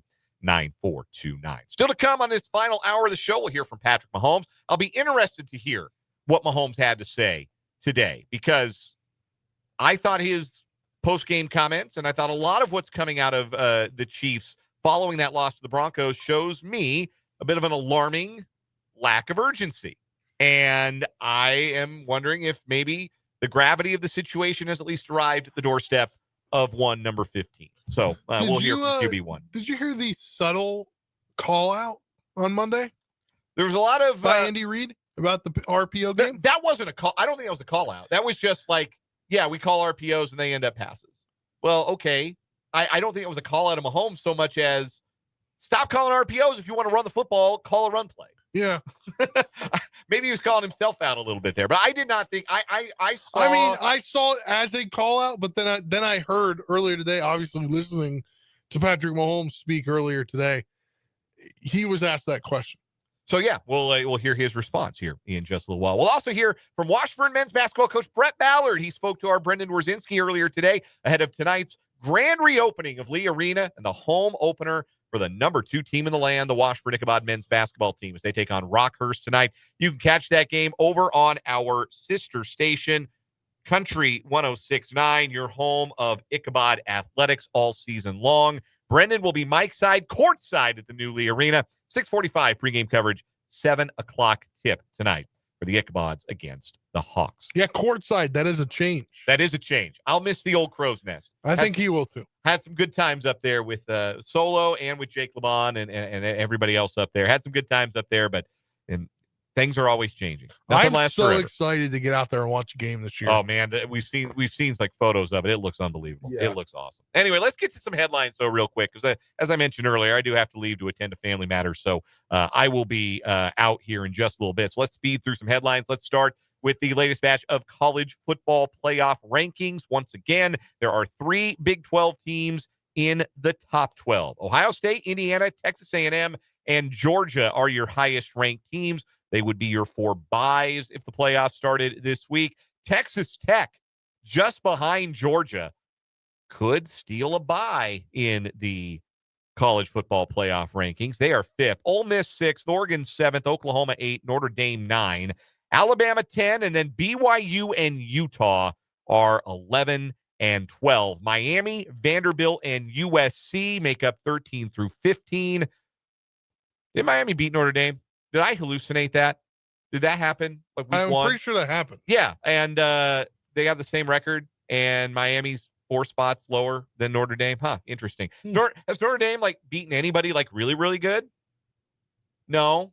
No. But like they lost to number 3 and number 13, and they're getting credit for who they lose to. Yeah, in fact, over the years, they tend to lose a game, at least one game every year, to a team they shouldn't, on top of not beating top 5, top 10 opponents.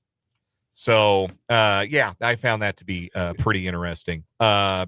Georgia Tech, the best record to be not in the top 25. They are, or in the top 12. They are 9-1, but they are 16th. Once again, it only matters who you lose to. Doesn't matter who you beat. Only matters who you lose to. Aside there, did you see what Tulane's head coach, I believe John Summerall, said? I did not see what he said, but they are the highest ranked G5 team at number 24. So they would get in the field. They would be in the field as the highest rated G5 team. He basically was like, yeah, no, I don't care. He shouldn't, because he's the only G5 ranked team, and they might not win their league because the American's crazy. So he shouldn't care about where he's ranked right now. But as it stands, they would be the G5 team that makes it. G6, I guess. So there you have it. Those are the college football playoff rankings. Next headline, Spencer. Yes, we are going to go to the NFL here. We've got quarterback news the last couple of days. Kevin Stefanski makes it official. Shedeur Sanders will start against the Raiders, as Dylan Gabriel will be out. And Michael Penix to have surgery on his partial ACL tear, meaning Kirko Chains is going to get the start. It's Kirk Cousins for the NFL. Yes. Also this, Lamar Jackson back on the injury report for the Ravens, dealing with an ankle injury, and Joe Burrow, a full participant at practice today, which would make him the first time he's been 100% in practice since he was injured, except for that turf toe injury September 14th against Jacksonville. He's still in the 21-day window to return, but if he was a full participant on a Wednesday, that suggests he might be closer to return than we all think, and could maybe even start Sunday's game against the Patriots, though Zach Taylor would not commit to that one way or another. I mean, in his Wednesday press I feel like if you're a guy coming off the injured reserve, you want a full week of full participants before you go back out there and play. That is the most likely, but we're talking about the Bengals here. They don't always make the logical decision. That is true. Next headline from the Pro Football Hall of Fame. 9 individuals have reached the semifinalist stage in the seniors category for the Pro Football Hall of Fame's class of 2026. Only one of these 9 will make it in, if one even does at all. They will all be considered as their own class, and typically only one of them gets in per year. The players in alphabetical order: former Cincinnati Bengals quarterback Ken Anderson, former 49ers running back Roger Craig, former Rams wide receiver Henry Ellard, former Steelers defensive lineman L.C. Greenwood, former Washington offensive lineman Joe Jacoby, Eddie Medor, former Ram. I don't know which position he played. He wore number 21 for whatever that's worth, but he's the black and white photo of this bunch. Stanley Morgan, former wide receiver for the Patriots. Special teams standout Steve Tasker, formerly of the Bills. And Otis Taylor, one of the all-time great Kansas City Chiefs, is a semifinalist this year for the Pro Football Hall of Fame. I just assumed Otis Taylor was in. I also would have just assumed Joe Jacoby was already in. Yeah, that's the everybody. You're hearing it from the Washington but perspective. from a back standpoint, not like you just assume guys like that are in, but they're not. He arguably was the best player on Russ Grimm's in the most famous offensive. Sure. Was Jacoby better than Grimm? Do they consider Jacoby having been better than Russ Grimm? I don't know, because that's the most famous offensive line of all time. Yeah, right. The Hog. Yeah. And yeah, it's weird that only one of those guys is in, and maybe not even the best one. So yeah, I think Jacoby belongs. I think Otis Taylor. I'm stunned Otis Taylor isn't in. Everybody else consequential for the steel curtain is in, which I'm a little surprised L.C. Greenwood is still on the fringes. Roger Craig, to me, like that's one of the first football players like I ever heard of when I was a kid. Wouldn't be mad if he got in either. But those are the semifinalists that are considered in their own category for the Pro Football Hall of Fame class of 2026. And then again, they include all-time great Chief wide receiver Otis Taylor. Next headline.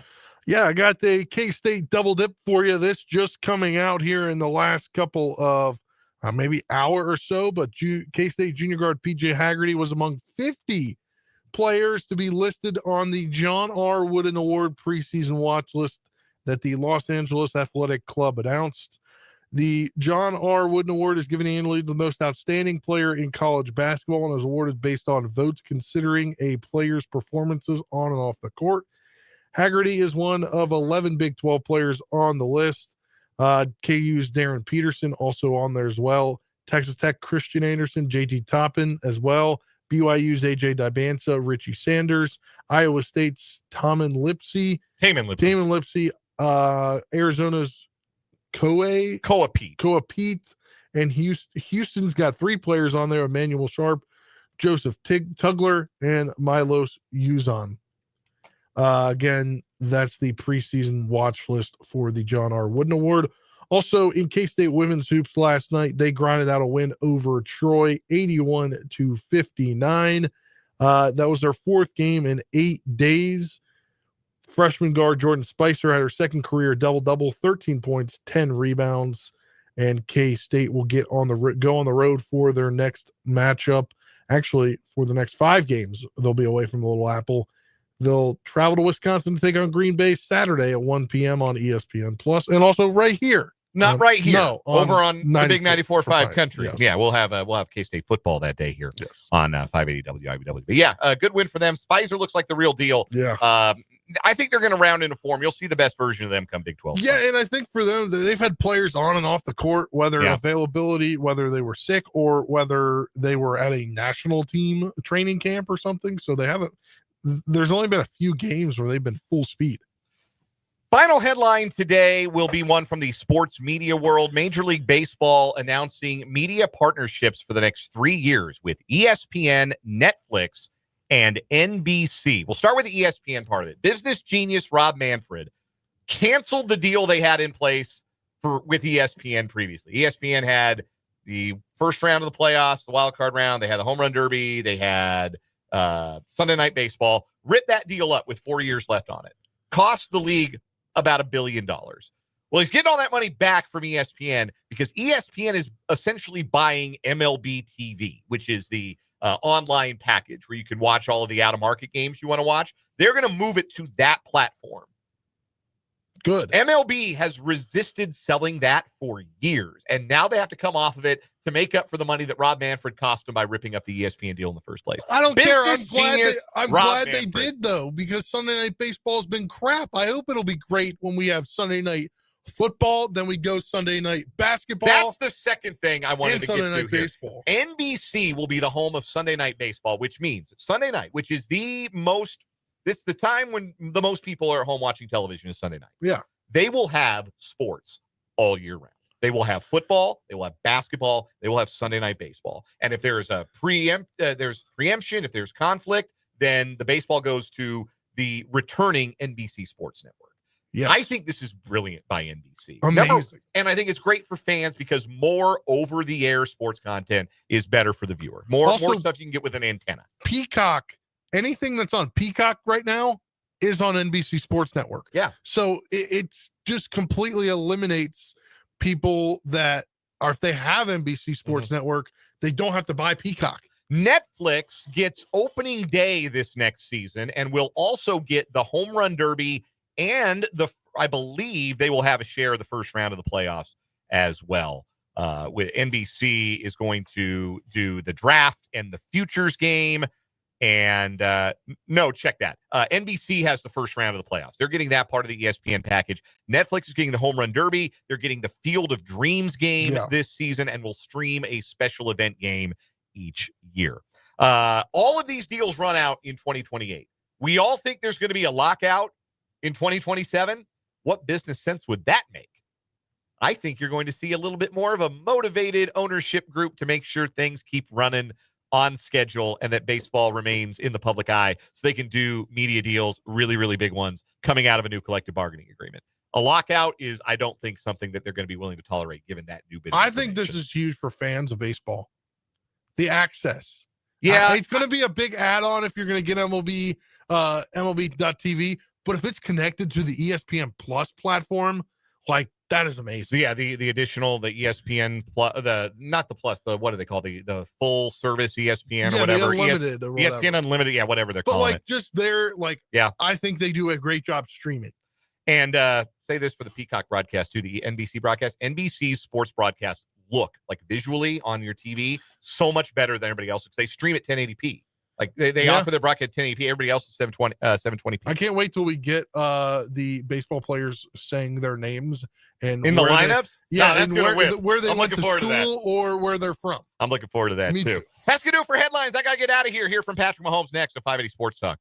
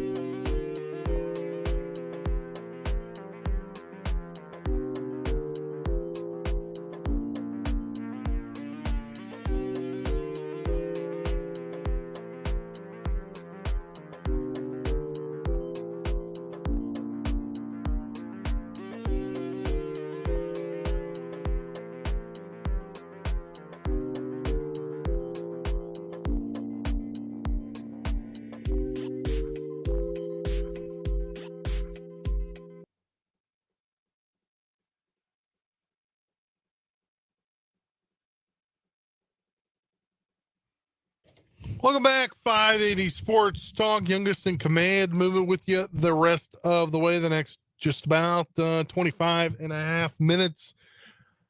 Patrick Mahomes spoke to the media today at One Arrowhead Drive. Obviously frustrating for the Chiefs to be at 5-5 on the season. And this is what he had to say for his normal Wednesday media availability. Discussed it after the game, and a lot of players did too, just consistency and how you guys haven't been able to just get on track with that.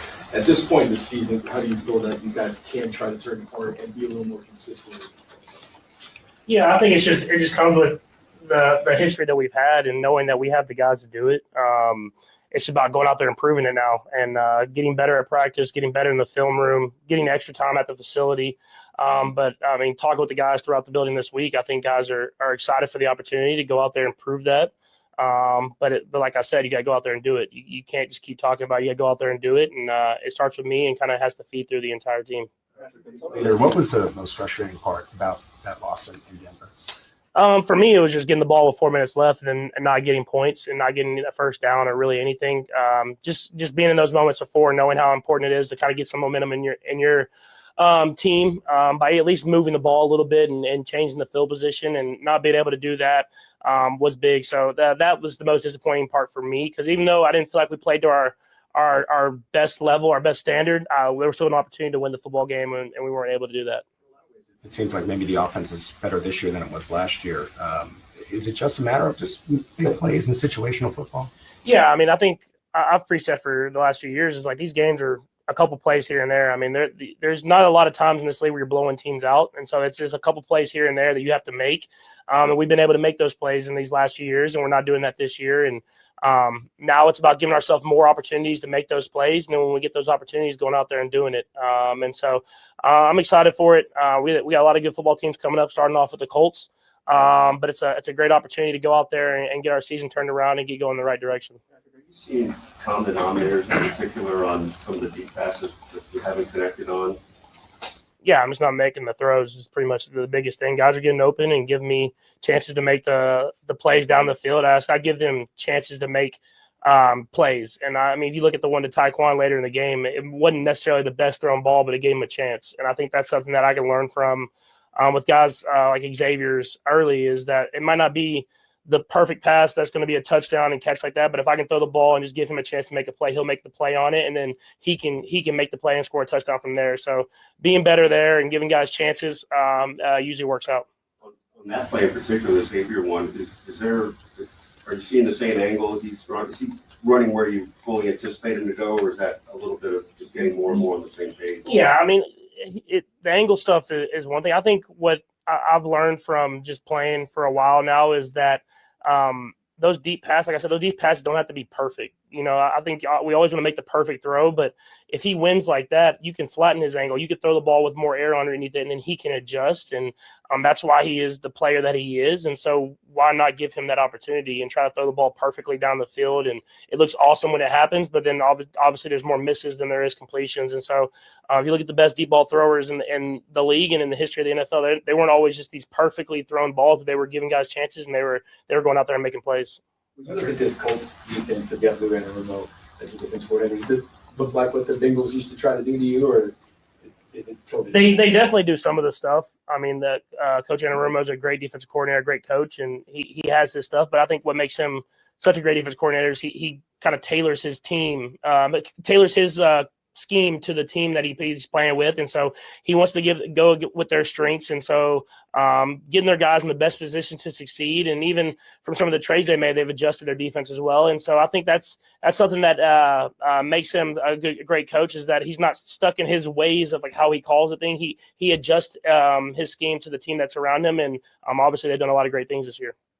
Some numbers about your guys' success when you're under center. Do you have a preference? Do you care whether you're under center or shotgun or? Nah, my preference is to win. So whatever the way that happens, I'm good with. Is it difficult to prepare for a guy that is willing to change so much, specifically when they just added such a key player like Sauce? There's not a ton of film of esteem with that player. I mean, obviously there's going to be some difficulties there, but at the same time, we've played him so many times that you just go back and watch every game that you played against him and see the different things that he's done to you, the change-ups he's thrown at you, and then know there's going to be a wrinkle that he has this game, and try to make a positive play out of it. It doesn't have to be a home run shot or whatever it is, but getting the ball to a check down, getting the ball to a guy that can get 5 to 6 yards, and then kind of getting back into the flow of the game. I think that's something that's important against him, is that he'll continue to throw different things at you just to make sure that you're not settled with what he's calling. And that's something that I have to continue to be great with throughout the entire football game. Balance has been a topic this week for whatever reason, and RPOs by extension of that. I guess as you look at all the RPOs this year, how have you felt about your decision making, right or wrong, on certain things? Yeah, I feel like I've done a good job of it. I think there's times where I should hand it, and there's times where I should throw the ball more. And I think you just have to continue to read and get better and better with it. I think more than anything, it's just giving guys chances, either catching the ball or running the ball, even if the perfect look is not there. And so there's times where I might have thrown it, we got 5 or 6 yards, and that's a positive play, but you can hand the ball off and kind of keep defenses honest as well. And so that's stuff that I've worked with throughout my entire career, and it's something that's been huge in our offense for a long time. So I think for us, it's just continue to get better and better each and every game. RPOs, following up on that, what's your process on that? How's it, the mechanics of it, as far as pre-snap reads, how much your decision is after the snap? How's it work for you? I mean, there's multiple. There's times we coach Heck and Coach Reid and all of them. They coach multiple ways of reading it. I mean, there's times where we're reading a certain guy, and there's times where we're reading coverages, and there's times where you're reading space. And so it just kind of depends on that week and the team that you're playing, and being able to adjust accordingly. And so, like I said, you can. our goal is to get 5 or 6 yards on every single time we run an RPO, either running the ball or throwing the ball. And I think we've done a good job of that throughout the season. But at the end of the day, like I said, sometimes you got to hand the ball off, even if the throw gets you 5 or 6 yards, just to keep the defense honest and to set up other stuff throughout the rest of the game. There's a lot of conversation about the deep ball, but you don't have a lot of targets in the intermediate. Do you feel like there's, for lack of a better term, more meat on the bone there that you could work that area a little bit more? Yeah, I mean, it's just kind of the coverages that we've been getting. I mean, teams are playing more man coverage against us, which gives more opportunities to throw the ball down the field. But until we prove that we can hit those throws down the field, then teams are going to continue to play man coverage. And so that's something that's going to be important for us, is to hit some of those throws. And once we start hitting some of the throws, like you saw this last game against Denver, you hit one deep throw and all of a sudden the offense opens up. And then you're able to hit other throws as well. And so I think we've always done a really good job of being able to take what's there. It's just about hitting some of those deeper throws to loosen the defense up and then give us opportunities to throw the ball everywhere throughout the offense. Can you pinpoint, Patrick, when you go back and rewatch the film, as to why you guys have had slower starts than usual on offense this season? I mean, there's been games where we've had great starts and we've usually won them, and there's been games where we don't have good starts and we've lost them this year. And so I think just learning from those. I mean, like this last week, if you hit the throw to Xavier, that's a great start, and then the Taekwondo after that. And so it's just little things here and there, but those little things add up. And I think that's something that we have to continue to get better and better at. I have to be better at getting us going in the right direction. If I'm going to make that throw to Xavier, I got to hit it. If not, I got to hit Travis to keep the chains moving. And those are the decisions that I have to make. And when I make those decisions, I have to go out there and execute them. Coach is so even keeled. Everything's kind of the same and keeps the routine. You get a game like this, 5-5. It's obviously a big game. How do you handle that kind of the sense of urgency throughout the week? I mean, do ratchet things up in the meetings, practice? I mean, how do you go about kind of doing that as a leader on the offense? Yeah, I mean, just like if you were going to like a big divisional game or a playoff game, whatever it is, you just know what's at stake. And so you try to prepare yourself throughout the week and do the little extra stuff so that your mind can be settled on game day, and then you can go out there and just play, knowing that you need to go out there and win the football game. And we're playing against a really good football team that's playing great football right now. And it's a great opportunity at the end of the day. Like obviously we're 5-5, not where we want to be at. But we get to write the rest of this season's story, and it starts this week with the Colts at Arrowhead, and I'm excited for us to go out there and do it. I know you guys talk a lot about hold yourselves accountable. How do you hold teammates accountable in meetings, practice? I mean, how does that play? Yeah, I think it just first you got to go out and do it. Like I'm always you have to go out there and show that you're going to put in the work, and I think if you do that, you can ask guys and push guys to do more. And we have a lot of great dudes in this locker room. And you can see that in their mindset and the way that they're walking around the building this week is that they're pushing themselves to be even better. Knowing that we're this close, you have to just continue to push yourself to kind of break through that barrier and get to where we want to be at as a football team. And I'm excited. Like I said, it's not where we want to be at, and it's been a rough kind of high-low season, but we get to write the rest of the story. So let's go out there and do it. Last two, Nathan and Matt. Go, Nate. Patrick, you've been really high on Josh Simmons ever since the team selected him in the draft. With him coming back and playing against those dominant pass rushers, did you learn anything extra, or is it just sort of reaffirming what you guys knew about how talented he could be? Yeah, I mean he's a great football player, and he's gotten better every week that he's played, and he'll continue to get better. I think just for him, it's just going to continue to stack days on days of just getting better, pushing himself to be the best player that he can be. But like I said, like I since he stepped on. Like you said, since OTAs, when he got out there and the way he was rehabbing, the way he was getting back at it to training camp and to the season, he's gotten better and better. And I think the sky's the limit. He's got to keep pushing to get even better. Here's how you describe it, and how Andy talked on Monday about how teams are sometimes encouraging or at least allowing you to pass on the RPOs. How much of it is that decision is baked in even to the game plan, or it evolves as the game goes on? That those are going to be passes just the way that baseline teams have played in the past, or looks like they're showing how they're playing that day.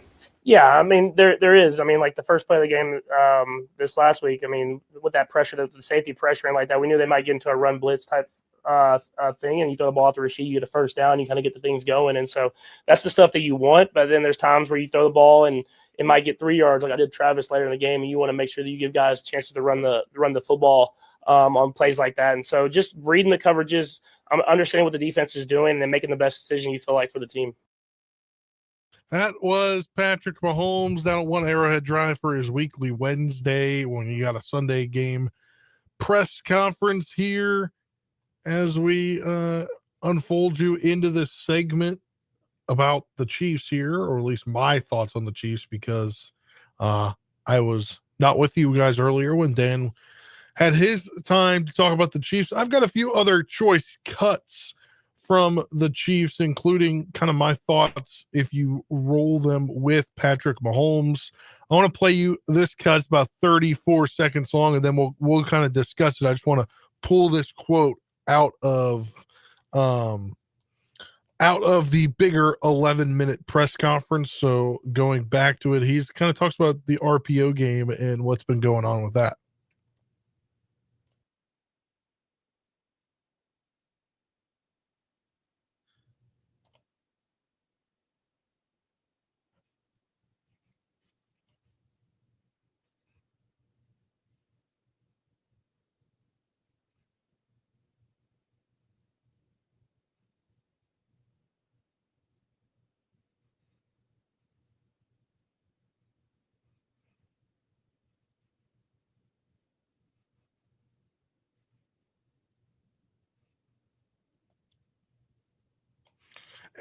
When you take a look at that quote, obviously Patrick Mahomes is one of the best passers in NFL history, and he's just going to continue to break records and get past there. But 45 pass attempts, going 29 to 45 in this loss. He was sacked 3 times, right? Going one and having the touchdown and an interception, and rushing 1 time for 3 yards. You can't overlook Kareem Hunt's ability in this ball game. He obviously coming off a bye. I don't think you can really, with his age and everything, have him be the focus too much more. But I was thinking he'd get like 16 to 18 rushes this last game against the Broncos.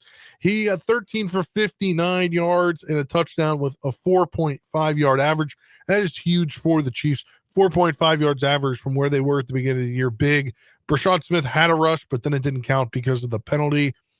And then you were able to use him with 2 catches for 8 yards. Hunt had a catch for 3 yards. But I think when Patrick Mahomes talks about the RPO game, he is so good that the RPO is to get the people to bite, which maybe you just need to run a little bit more. And back to Dan's point earlier on in the hour when we were discussing it, just call more run plays on first down and see where things go, and make them respect the pass and respect the run game, and maybe sneak in a run on a second down instead and see how things work out, because I think that's going to be huge in the aspect of everything. Also, this is about a 1.5-minute clip here talking about the common denominator for the long ball. Long ball's tough. Obviously, we came into this year thinking it was going to be a huge part of the game, and unfortunately, it just hasn't. Here's Patrick Mahomes.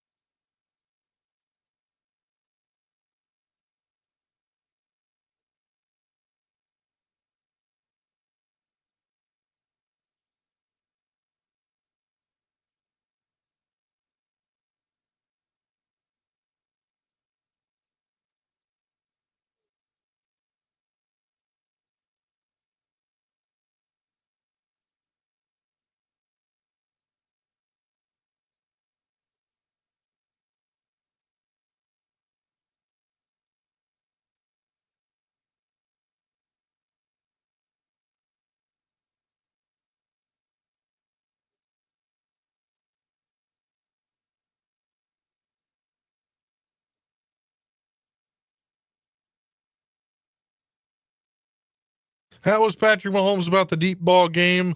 A couple other guys spoke to the media. Here is Nick Bolton's thoughts, his mindset following the loss to Denver, the linebacker for the Chiefs.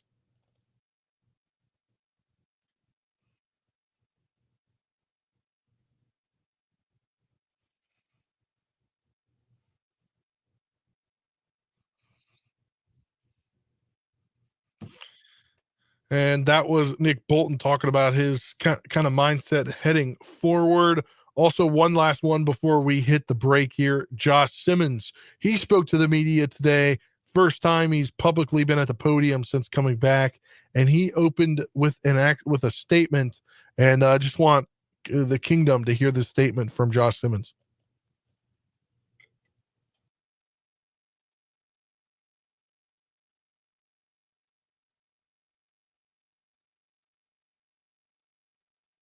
That was Josh Simmons thanking everybody for their support. He said he wanted to keep the situation in-house, so we did not learn anything more about the situation. Just glad he's back and, thrown in the fire, did pretty well against two of the top pass rushers in the league and the top pass rush defense overall. We're going to step aside for a break. We come back. Brendan Dorzinski caught up with Brett Ballard ahead of Washburn's game tonight against Rockhurst. You'll hear that interview coming up right after this break here on 580 WIBW.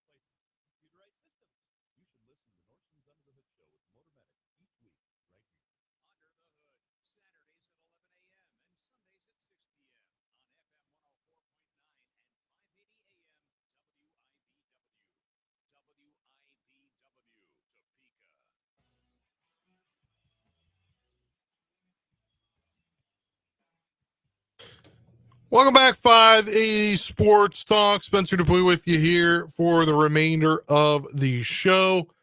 On our sister station tonight, coming up here in just about an hour or so, we'll on Country 106.9, Brendan Dorzinski will take you from Lee Arena, the newly renovated Lee Arena, as Washburn coming in at 4-0. They already have a ranked win over number 3 Dallas Baptist, 89-77. They take on Rockhurst. It's a 7 p.m. tip from the newly renovated Lee Arena. As I mentioned, 4-0. They went 2-0 at the Small College Basketball Hall of Fame Classic down in Lakeland, Florida, as they beat Augusta University 101-53.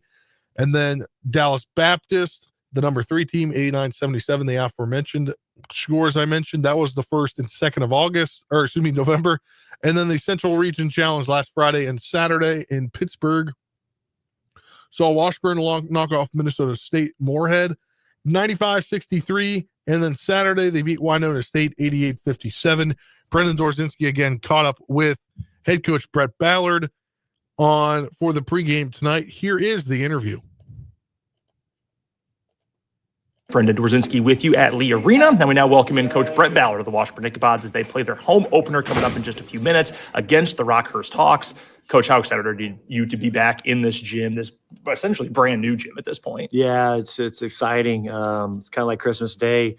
Just kind of from where my office has been able to observe the construction process, and which has been interesting, but also kind of makes you even more anxious to be in here because you've seen the different steps, and we're excited, and also I would just say really appreciate the people that have supported this to make this happen. Our boosters that financially supported this university for backing this, and all the people that were a part of the process of putting this together, both from a financial standpoint and a construction standpoint. A lot of people worked really hard on this project. So, we greatly appreciate this, especially just how it turned out and what this means, not only for our players, but for our fans and the experience they're going to have. And you guys are coming in here, obviously playing really well to start the season, 4-0, 2 30-plus point wins this past week against 2 teams that, look, they may have some turnover this offseason. They both made the Central Region Tournament last year in Moorhead and Winona. How did you feel about the way your group progressed from those first 2 games in Florida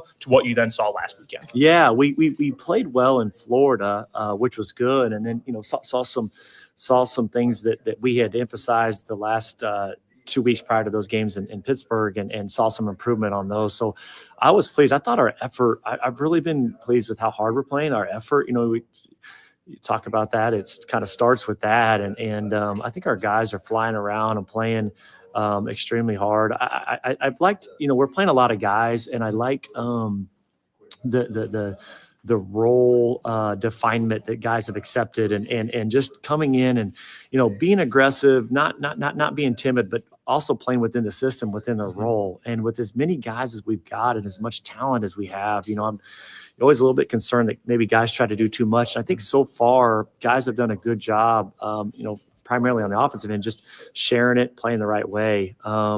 Still a lot of things from the film that we need to tighten up, and we got a lot of room for growth. But I thought we played well.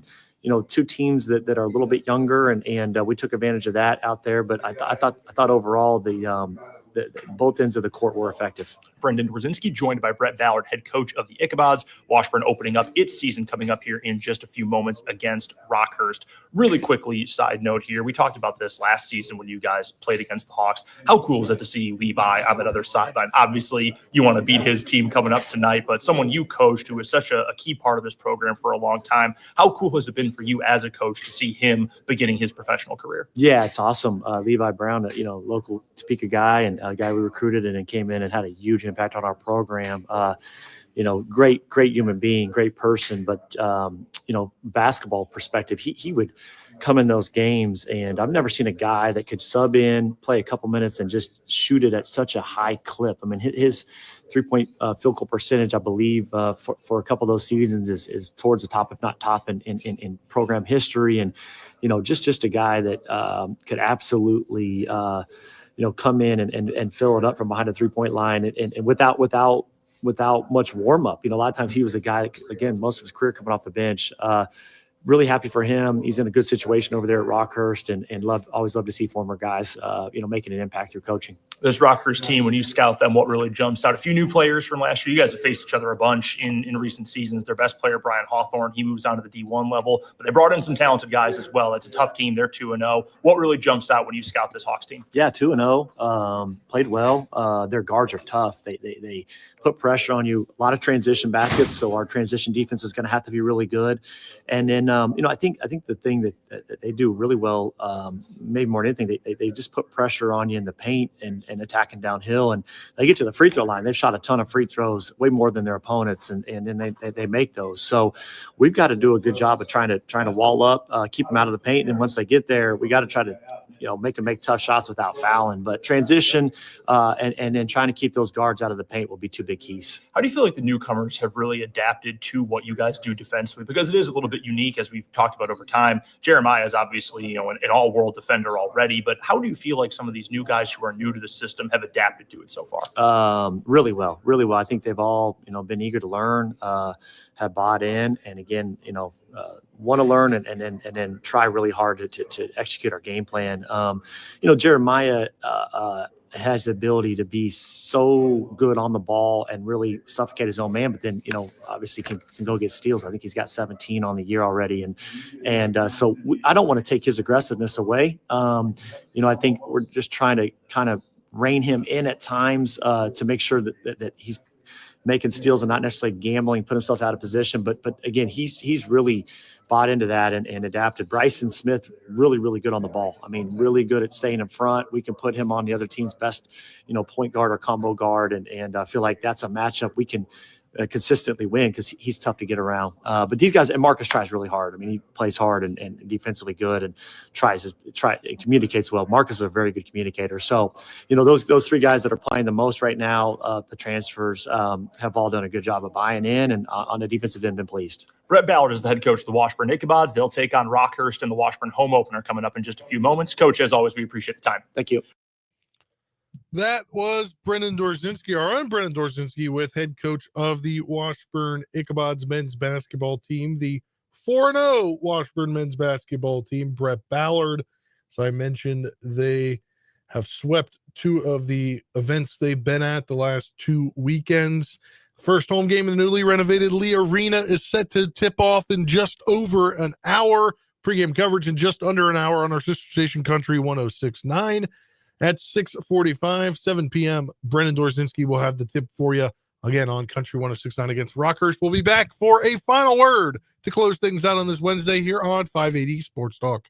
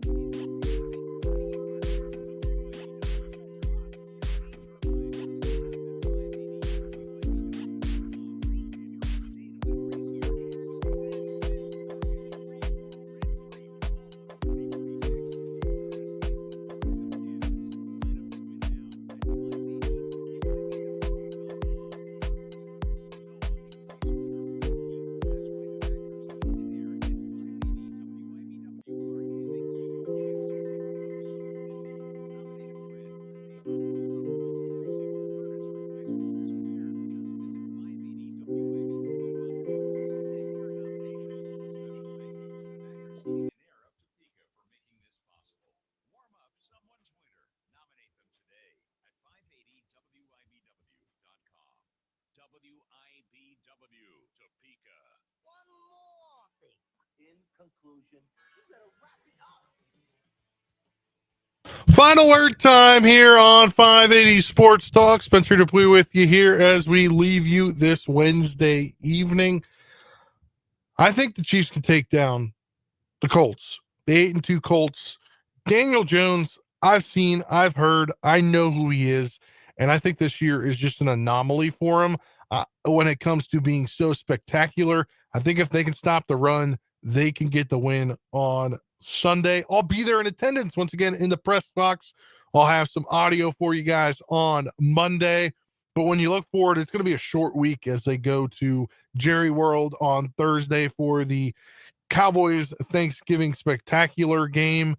And then they got the Texans at home, Chargers at home, Titans on the road, Broncos at home, and they wrap the season on the road at the Raiders. It's a interesting schedule, but I think they get to 10 wins plus on the season. Heck, I think they can get to 11. I think they can run the rest of the clock, run it the whole way. That'll do it for this 580 Sports Talk. Chris Kleiman Show coming up at 7 o'clock. Tomorrow we'll be back for another edition of 580 Sports Talk from 3 until 6. Rick Peterson, Top Sports News, Local Sports Spotlight. I believe we'll have Mitch Holthus tomorrow as well. That'll be tomorrow, 3 until 6, 580 Sports Talk. But for now, I am Spencer Dupuis. You heard from Brendan Dorzinski and Dan Lucero on the show. Have a great rest of your evening, everyone. We'll talk to you tomorrow.